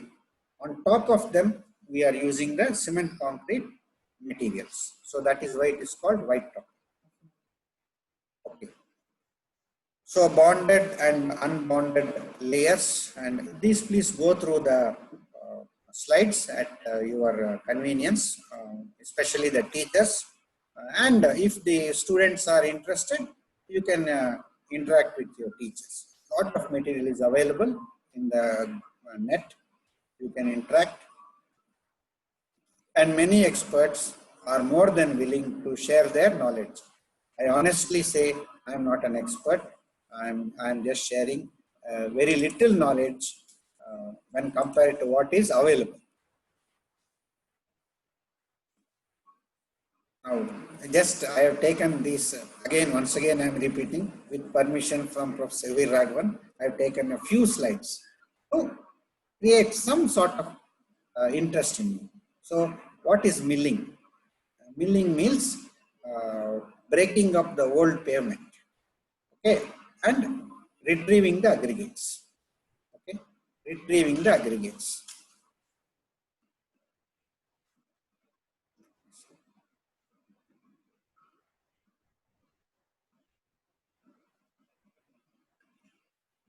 See here, I'm sorry I did not spend much time on this slide.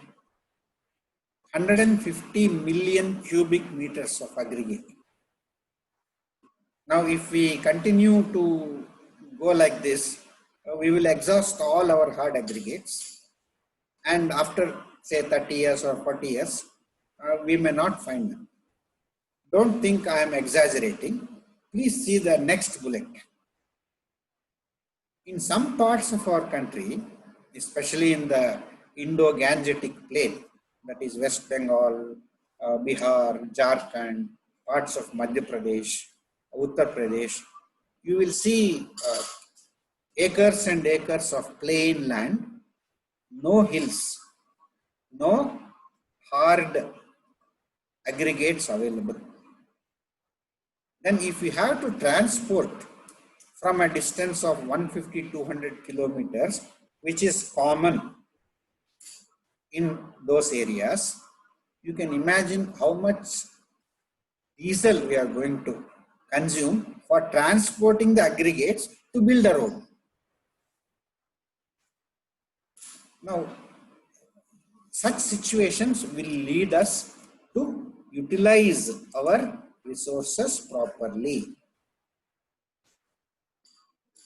Okay, so that is why we should take care and use our materials properly, sustainability. Okay. And wherever possible, we need not use only hard aggregates. We can make use of locally available material. So we were talking about, or we were looking at the slide.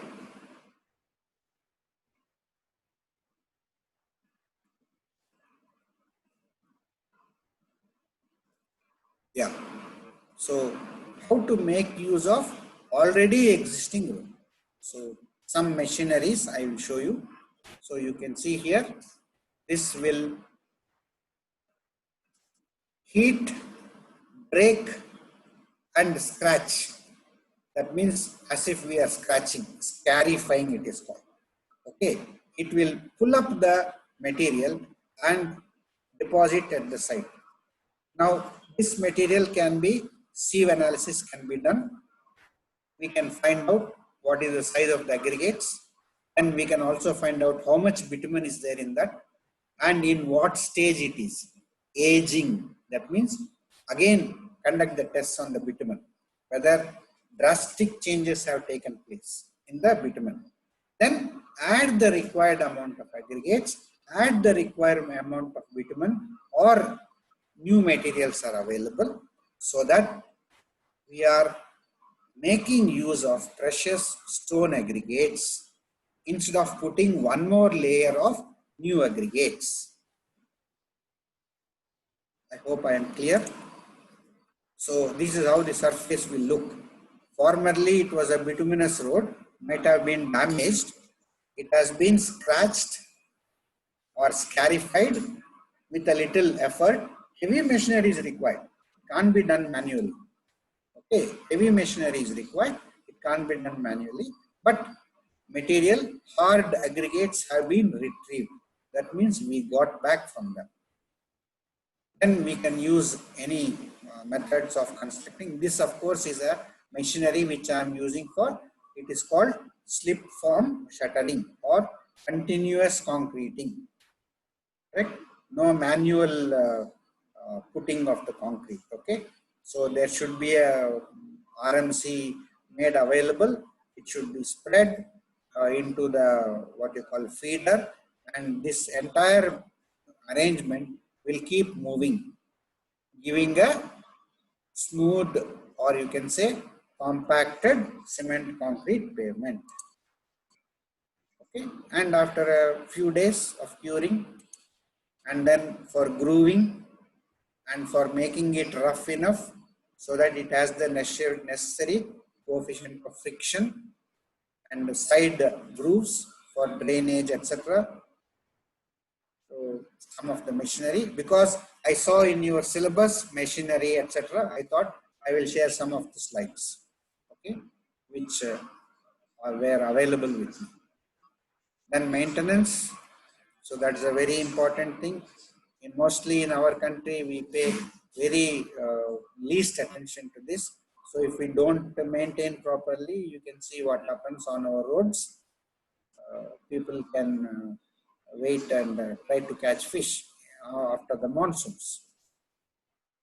The condition of city roads. This is a commonplace, common thing which you would have seen all over the country. Okay, so why? Because we have not taken care of the water. Water is number one enemy to our roads, especially bituminous construction. உங்களுக்கெல்லாம் தமிழ் தெரியும். So ஒரு 5-6 வருஷத்துக்கு முன்னாடி இப்படியே ஒரு என்னை விட senior அவர் ஒரு 5-6 வருஷம் அவரை மீட் பண்ணியிருந்தேன். என்னப்பா பண்ணிட்டு இருக்க? இல்லைங்க நான் இப்படி இன்ஜினியரிங் காலேஜில் எந்த பிஹெச்டி இது மாதிரி. என்னையா பிஹெச்டி எல்லாம் பண்ணி எதுக்கே நீங்கள் வேஸ்ட்டு, இது மாதிரி ரோடெல்லாம் எதுக்கே நீங்கள் பிஹெச்டி பண்ணுங்க, இதுக்கெல்லாம் வேணுமா, ஒரு எம்டெக் கோர்ஸ் வேற வேணுமா அப்படின்னு திட்டாரு. கடைசியா ஒரு ஜோக் சொன்னாரு, நீங்க எல்லாம் ரோட வெள்ளம் யூஸ் பண்ணி கட்டுறீங்கன்னு நினைக்கிறேன். வெள்ளம் ஜாகரி யூஸ் பண்ணி கன்ஸ்ட்ரக்ட் பண்றீங்கன்னு நினைக்கிறேன். மழை வந்த உடனே எல்லாம் கரைஞ்சிடுது அப்படின்னு சொன்னாரு. So it is really a shame when general public point fingers at us when such things happen. So entirely it is not the blame of only civil engineers. It is the blame of all other agencies also. But we being the responsible persons, we must impress upon other agencies to take care such that these things do not happen. See, unprecedented rains, we cannot do anything. But every year what we know will come, for that it should not happen. This is what the public anger is against us civil engineers, especially people involved in road construction and road maintenance. So I hope things will change in future with a lot of, you can say, dedicated engineers coming out of our institutions.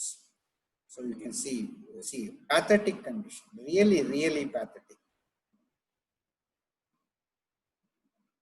Why? Because water. So that is why drainage has to be given its due importance. I was telling you about longitudinal drains, camber, super elevation, cross drainage works. Main problem is we are not maintaining the drains. All the drains are clogged. That means they have been blocked. By what? By plastic. So once again a major menace. All plastic bags, all rubbish, everything put into the stormwater drain. So this also Professor Veeraragavan only has shared it. So this is the picture of Niagara Falls, which is in the border of Canada and United States of America. And he showed one more Niagara in Chennai itself. So you can see here. So you can see how the road has failed.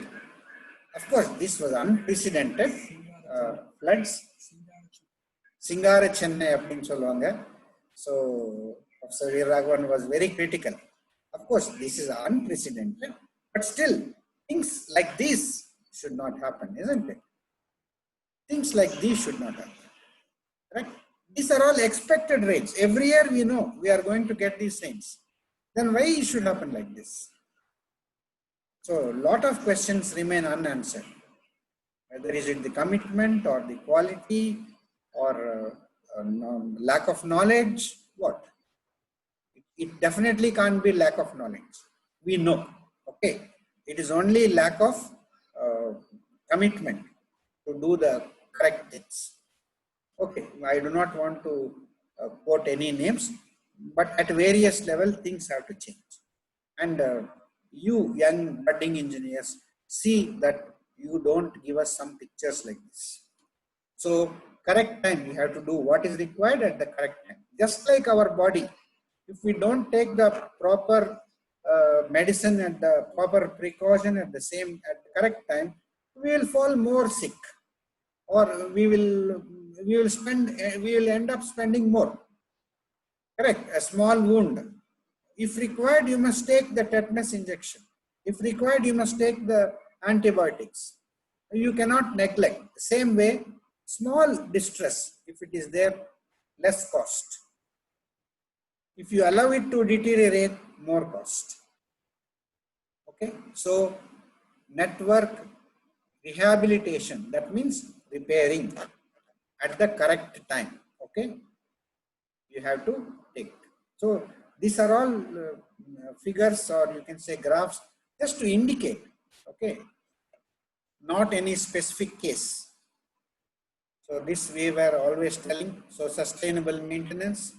So those of you who have visited Bangalore or who know Bangalore, you may be aware there is a place called Betta Halasuru, on the way to the present new airport. I have seen it because I have been in Bangalore for the past 40 years. So there was quite a big hillock there. Now almost half is not there because quarrying is taking place there. So see, we are not against quarrying. We are only against indiscriminate quarrying. Okay, so we should try to preserve our resources for the next generation also. So this is a new word that is coming up. What you call green highways. Green highways. So you can go through these slides in your at your convenience, or maybe your teachers, if you show interest, at a more relaxed speed, at a more slow speed, you can go through these things. Okay. Then cold in place research. So this whatever I was showing, that means old material is made use of. So you can see here. Yeah. Yeah, scarifying. So to get this old material, we can use hot, warm, cold. That means the temperature at which that machinery is going to be operated to break up. Okay. So I will show you some slides. So you can see here. So Ritgen is it's a big MNC which manufactures machinery for this recycling process. So you can see the carbide tips. Something borewell use பண்றாங்க இல்லையா, bore பண்றதுக்கு. So some special metal. Okay, அந்த tip இருக்குங்க. So அது வந்து ரோட வந்து அப்படியே சுரண்டி எடுக்கும். Okay. இது ஒரு new technology. High temperature water and bitumen, they are mixed at high pressure, so that bubble sort of thing is called. That is why it is called foamed bitumen. Something like emulsion. Cold in place recycling technique. So இதெல்லாம் வந்து machinery, heavy machinery which are used. அந்த machinery எப்படி இருக்குன்னா லைனா ஒரு 4-5 drug மாதிரி இருக்கும். So ஃபர்ஸ்ட்ல இருந்து ஸ்டார்ட் ஆகிட்ட ப்ராசஸ் லாஸ்ட் காம்பனன்ட் பாஸ் ஆகிறதுக்குள்ள ரோடு ஃபினிஷ் ஆகிடும். ஸோ இது வந்து சுரண்டி எடுக்கும், இந்த இது வந்து ஃபினிஷ் பண்ணிட்டு போயிட்டே இருக்கும். But of course, it requires a lot of studies, detailed data collection, detailed analysis. It won't be same for the entire stretch. So, ஒரு 2 kilometer stretch, first visual inspection பண்ணணும், அதுக்கப்புறம் எங்க எவ்வளோ ரிப்பேர் தேவைப்படுதுன்னு பிளான் பண்ணணும், அதுக்கப்புறம் we should take forward.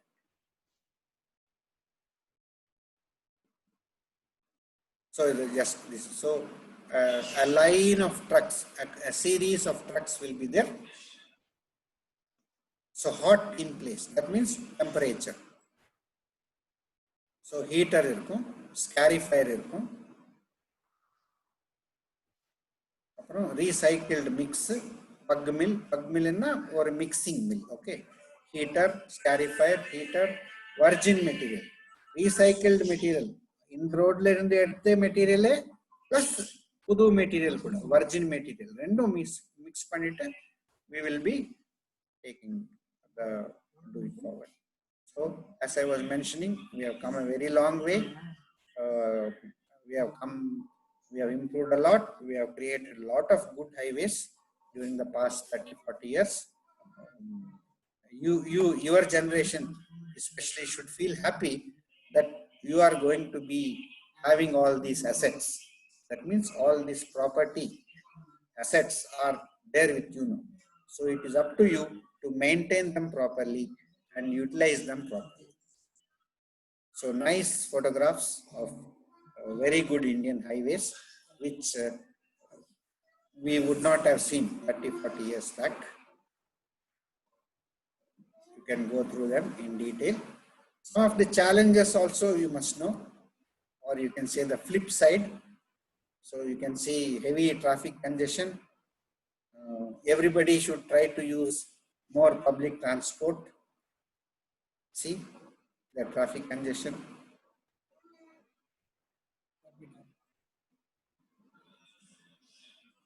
And now where should I go? Close. Is it close? Okay. So now, because of bad heavy rainfall and unplanned or unmaintained drainage system,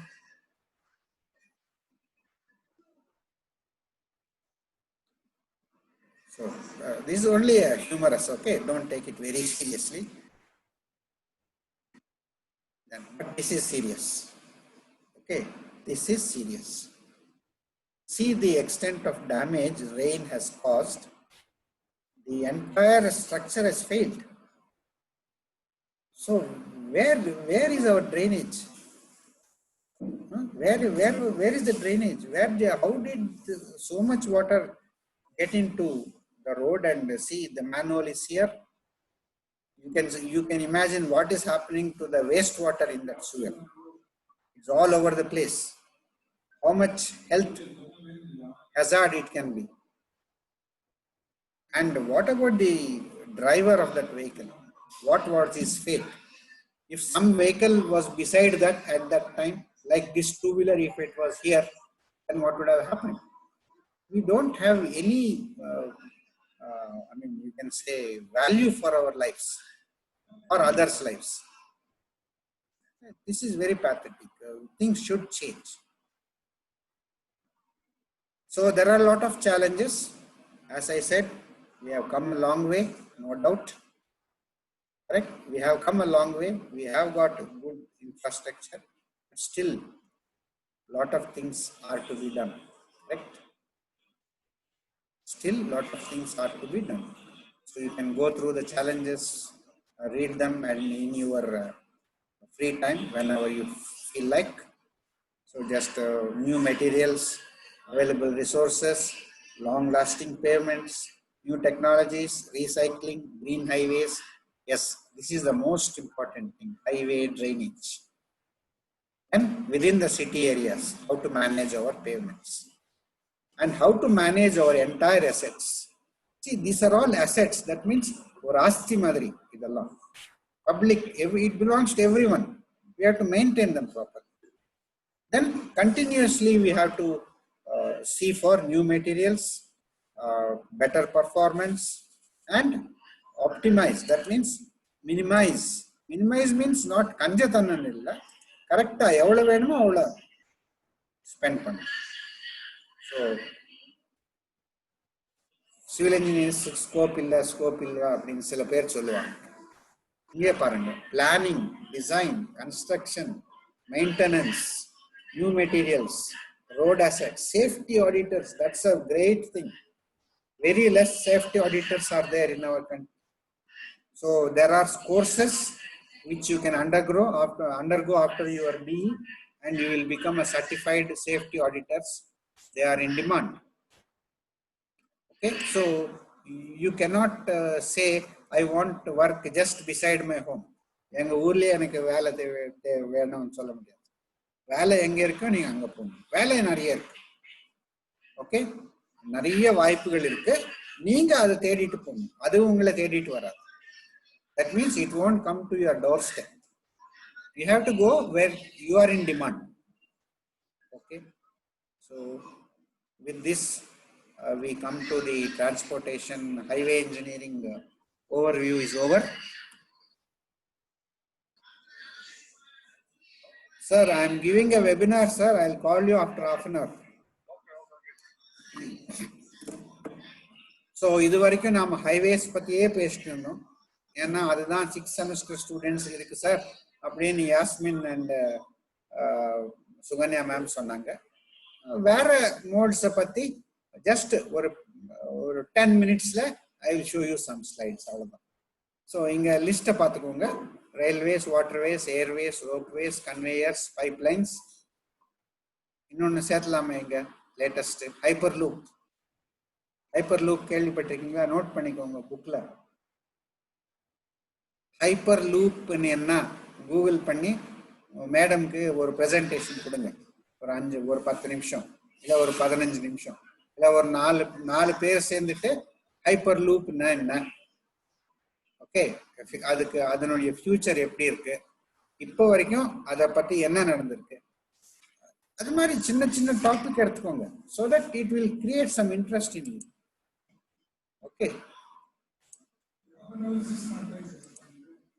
so railways. So you remember our slides, historic, steam engine, இதுதான் steam locomotive அப்படிங்க. இதுல வந்து wheels பாருங்க, different size இருக்கு. These are called driving wheels. These are called driving wheels. They are connected to the steam engine. Whereas these wheels are not connected to the steam engine. They are only to distribute the entire weight of the locomotive onto the rails. Okay, so steam engines la nariya shape irundhudu, nariya sizing irundhudu. நீங்க எல்லாம் பார்த்திருக்க மாட்டீங்க, நான் பார்த்திருக்கேன். I have traveled in steam engine trains also. இதெல்லாம் old type of signaling. இது பாருங்க old type of steam engine. எப்போ நம்ம நாட்டை பத்தி கொஞ்சம் தாழ்வாதான் பேசுவோம் இல்லைங்களா? ஏன்னா நம்ம நாடு சரியில்லை, இந்த நாடு உருப்படாது, அப்படி இப்படின்னு நெகட்டிவா தான் பேசுவோம். கொஞ்சம் பாருங்க, டெக்னிக்கலா நீங்க பாருங்க. 4th largest railway network. Density நீங்க போத்தா நம்மள்தான் ஹையஸ்ட். ஏன்னா இவங்க ஏரியாஸ் ஜாஸ்தி. United states area, Russia area ஜாஸ்தி, சைனா ஏரியா ஜாஸ்தி. இந்த ரூட் இவ்வளோ thousands of kilometers ரயில்வே நெட்வொர்க்குக்கு நம்ம ஏரியாவுக்கு கம்பேர் பண்ணா டென்சிட்டி ஹையஸ்ட் நம்ம தான். பட் லெங்க்த்ல பார்த்தா 4th largest. ஸோ இது மாதிரி we have got, see, our country is really good. It is not being projected properly, especially to the younger generation. We are always talking negative.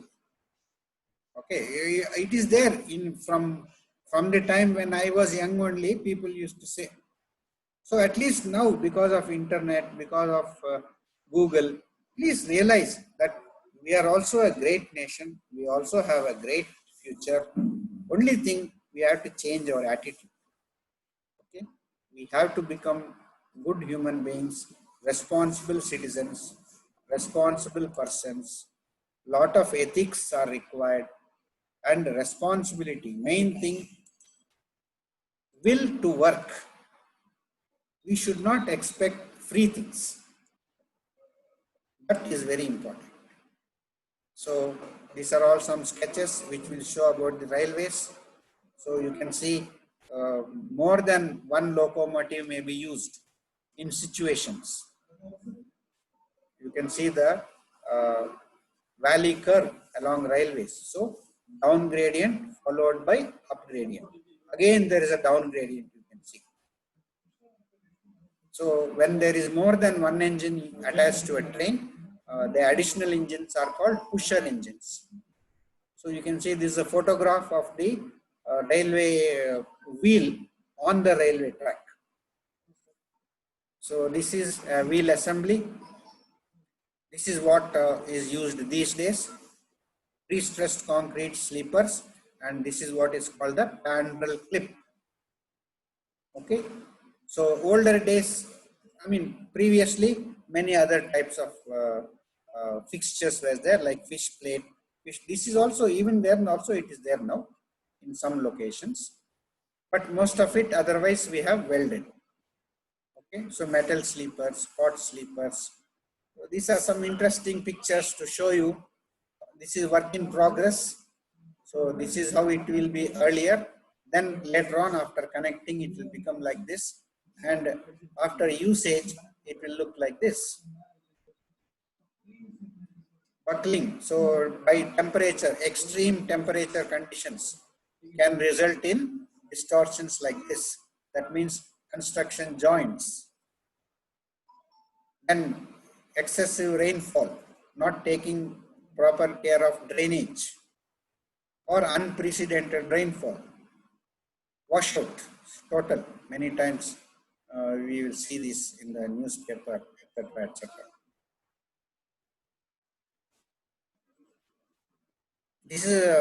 This I got from the net. It is mentioned that an earthquake took place and very mild effect at a particular location only.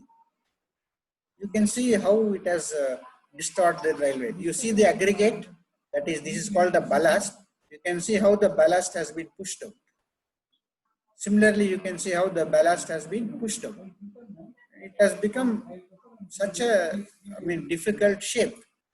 So now these entire things have to be dismantled and corrected. Okay.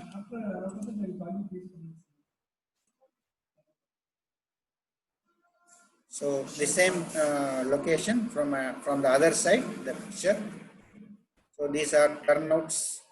We will find many of them in the railway tracks. These are the most, you can say, weak points. Crossings, this old type of controlling.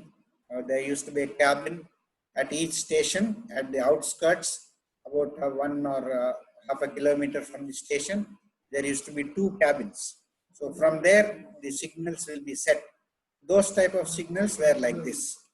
These are called semaphore signals. But these days, most of the time, we are having this type of electric signals. Then a typical railway station where you have what number of platforms and passenger trains and the shelters for the passengers and so many tracks. This is a model. This is also a model. So as I said, let us feel proud of what we have got. So the Pamban Bridge, which is connecting Rameswaram to the mainland. Okay, and where you can see the ships also can use that waterway when they have to pass that way. This is just I took from the net, somewhere in the Europe, maybe somewhere in the Alps. I really do not know. I just wanted to show you how difficult the construction would have been. Surveying, how will they mark the alignment on the ground? So you can see the valley here, deep valley. And from there, this construction has to take place. Please remember, these are all very old bridges. There was no GPS, no GIS, okay, no total stations. Simple instruments only and simple construction technology only. So you can see how challenging works.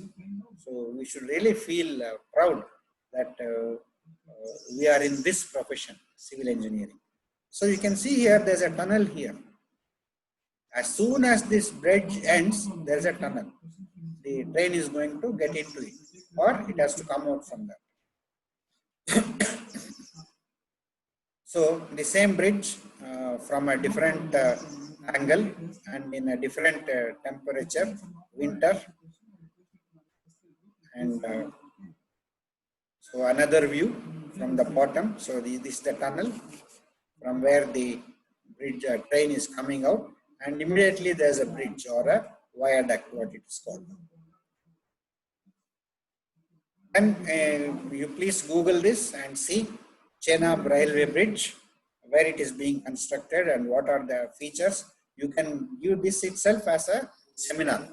Okay, you can collect some information about this and give it as a seminar for the benefit of your classmates. So a few slides about airports, the area that is required, One example, you can see the length of the taxiway is about 3,500 meters. That means 3.5 kilometers. So because of non-availability of land, this airport has been created in the sea in Japan. Okay, so it's a one of you can say innovative, because they don't have land. What can they do? So they've retrieved some of the waterways. That means dumping into the sea materials so that it comes above the water and stabilizing it properly, and then laying the runway on that. Floating means it is not literally floating. They have used the word because of that. This is your own Salem airport, very near to your college, I heard. So you can see the aerial view. So this is the taxiway, or sorry, runway. The runway means the paved area on which the aircraft will land. So as the pilot approaches, he must be able to see these markings. So these are called runway markings. And whatever marking will be there at the end is called runway threshold.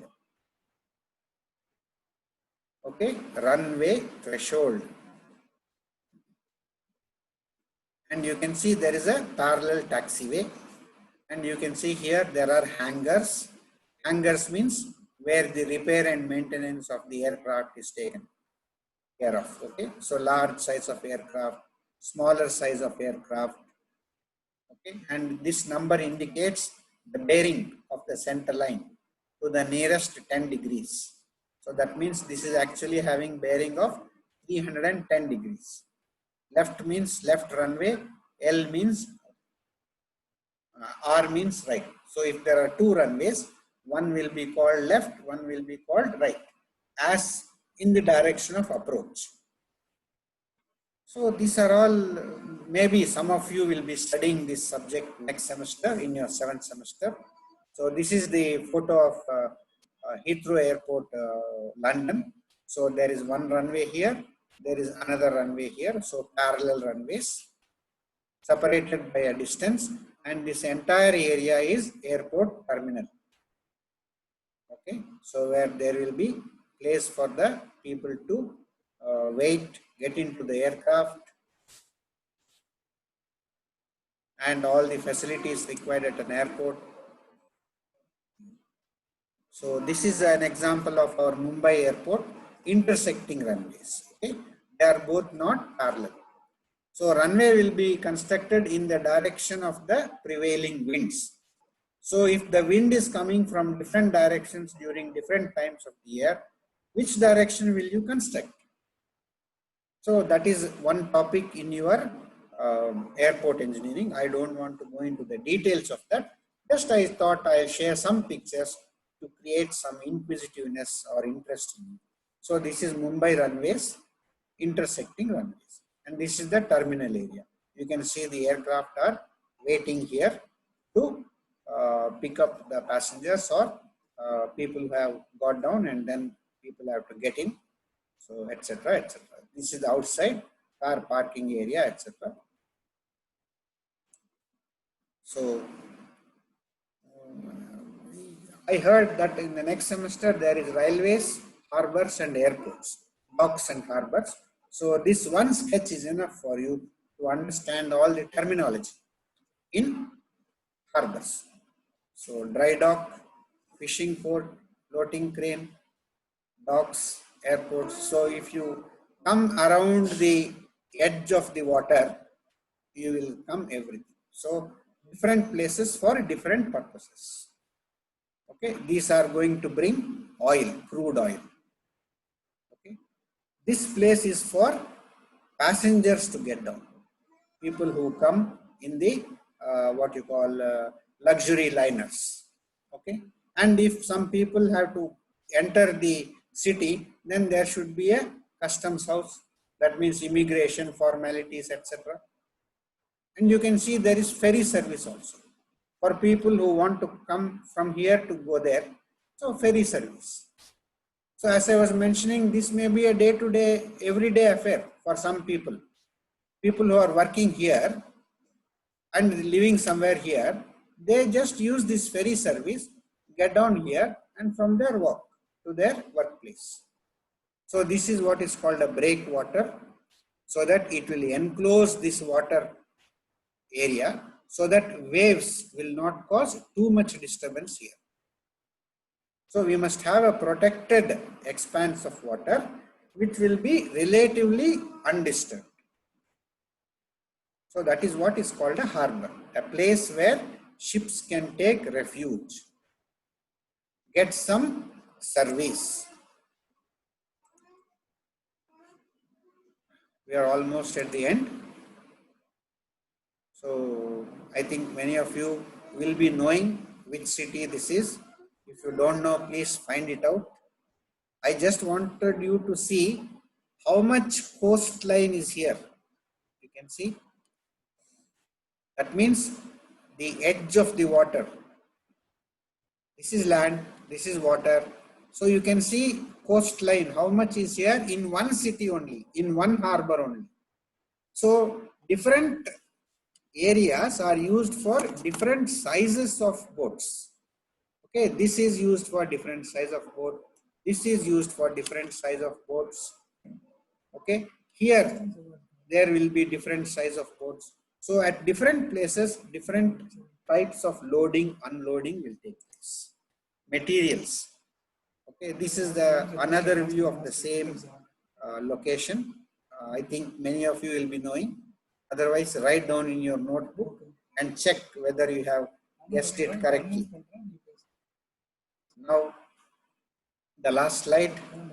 I think we have really gone a little far, too far. So many times the parents especially will be feeling that civil engineers, no job, no job. Hello? Hello? Hello? నేను 10 నిమిషాల్లో చేస్తానుండమ్మా. So concept, first of all, the project has to be conceptualized. That means that idea must come, whether it is worth going ahead or not. That depends upon the client, that depends upon the purpose, who is building, not only a building, anything, project, anything. So there will be many uncertainties at that stage itself. After that, there also civil engineers are required. Then if it is going through, then planning. Even at planning stage, some projects may be abandoned. That means not taken forward. But at every stage of whatever I have listed here, civil engineers are required. So after 10 years, you may be only in this, one of you may be only in quality control. Okay, some of you may be only here. But you must know other things. That means you must be aware of other things, but your expertise will be only in one thing. So you can read them. I don't want to read them. Okay, so I hope you can understand those words. If you don't understand, you either discuss with your teachers or you can send me a query also. I have shared my email ID. Okay, to the best of my ability, I will try to clarify. Okay, once again, I very humbly admit that I am not an expert. I only something, little more than what you know, and I am sharing that with you. And for that, for being able to do that, I have taken the help from, as I have been repeatedly mentioning, my guide, Professor Veeraragavan, and my former colleagues, KP Nagaraja and Srikanth, and my present colleague, Professor Gopinath, who helped me in putting all these slides together. I have not mentioned his institution because I wanted you to realize that he was one of you, okay, until a few months back. Okay, so with this, I conclude my session. I hope it has been useful for you, and all of you should always be thankful for what you have got till now. That means you should be grateful, and you should repent for all your mistakes that you have done, whatever, and try to see that you don't repeat them. And then only you must ask. So your prayer must have these three components, not simply saying some slokas without knowing the meaning. This is how I look at it. Okay, you correct me if I'm wrong. You can send me your critical comments on the mail also. So first you must be thankful for what you are till now as on today. Then sincerely feel sorry and make up your mind that you will not repeat the mistakes, whatever they may be, especially those which can harm others. And then only request, give me car, give me a beautiful wife, give me a handsome husband. Okay, everything you can request, but you should be eligible for requesting. So make yourself good human beings, good citizens, and good engineers. All the best. Thank you.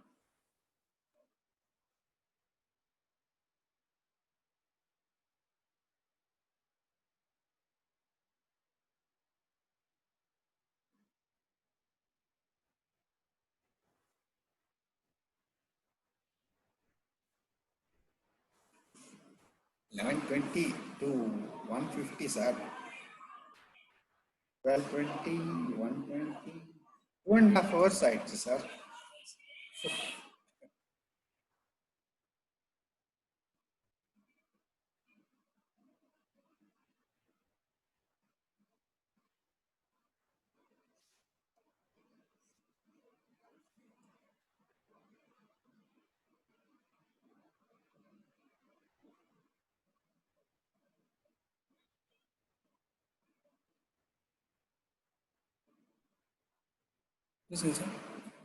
Okay, so salutations. By salutations, I mean whatever I am today, it is because of the contribution of so many people, and whatever I have presented today also, it is not entirely my property. So it is the work result of the effort of so many people. I am only, I mean, I came to know about them, or I understood something about them, and I have shared them.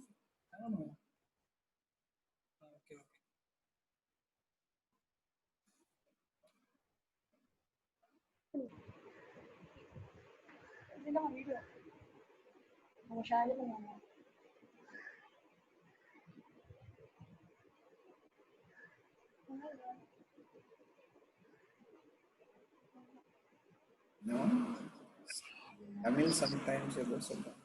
Sir, am I audible, sir? Yeah, you are audible. I don't know whether I am. Yeah, sir. Thank you, sir. Thank you for this valuable and energetic speech, sir. I don't know. Anyway. Thank you, sir. Sir, actually, we are running out of time. So Yeah, the feedback questions and feedback will be mailed to you, sir. okay, okay. Okay, sir. Now I would like to propose a vote of thanks by Whose video? Professor Yasmin. Please on your video also. Sir, it is On. what, sir? Is your video on at your end? Yeah, yes, sir. Okay. But we You are can not see. able to see. You can't see us, sir? No.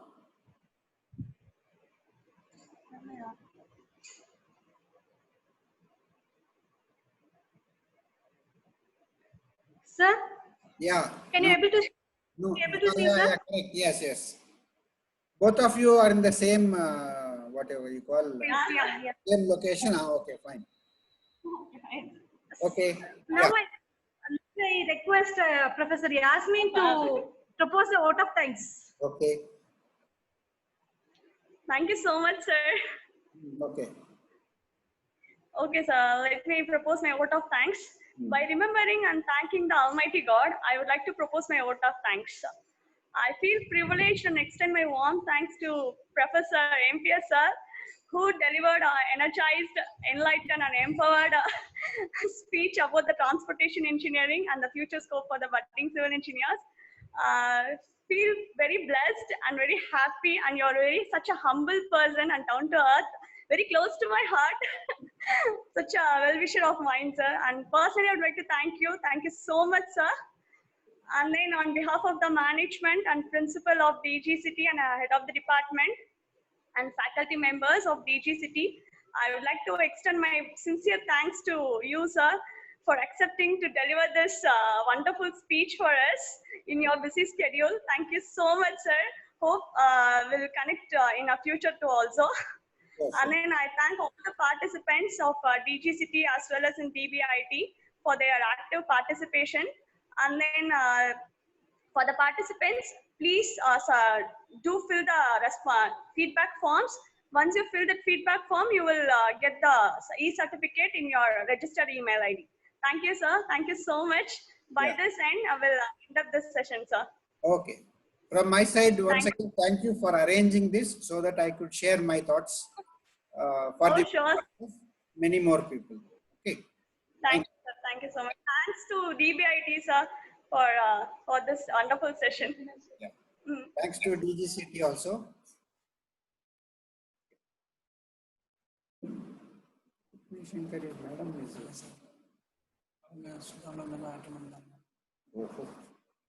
Full time in Bangladesh. Appa. Sare?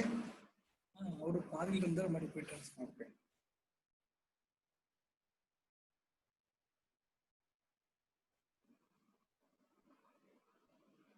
எப்படி இருந்துச்சு sir?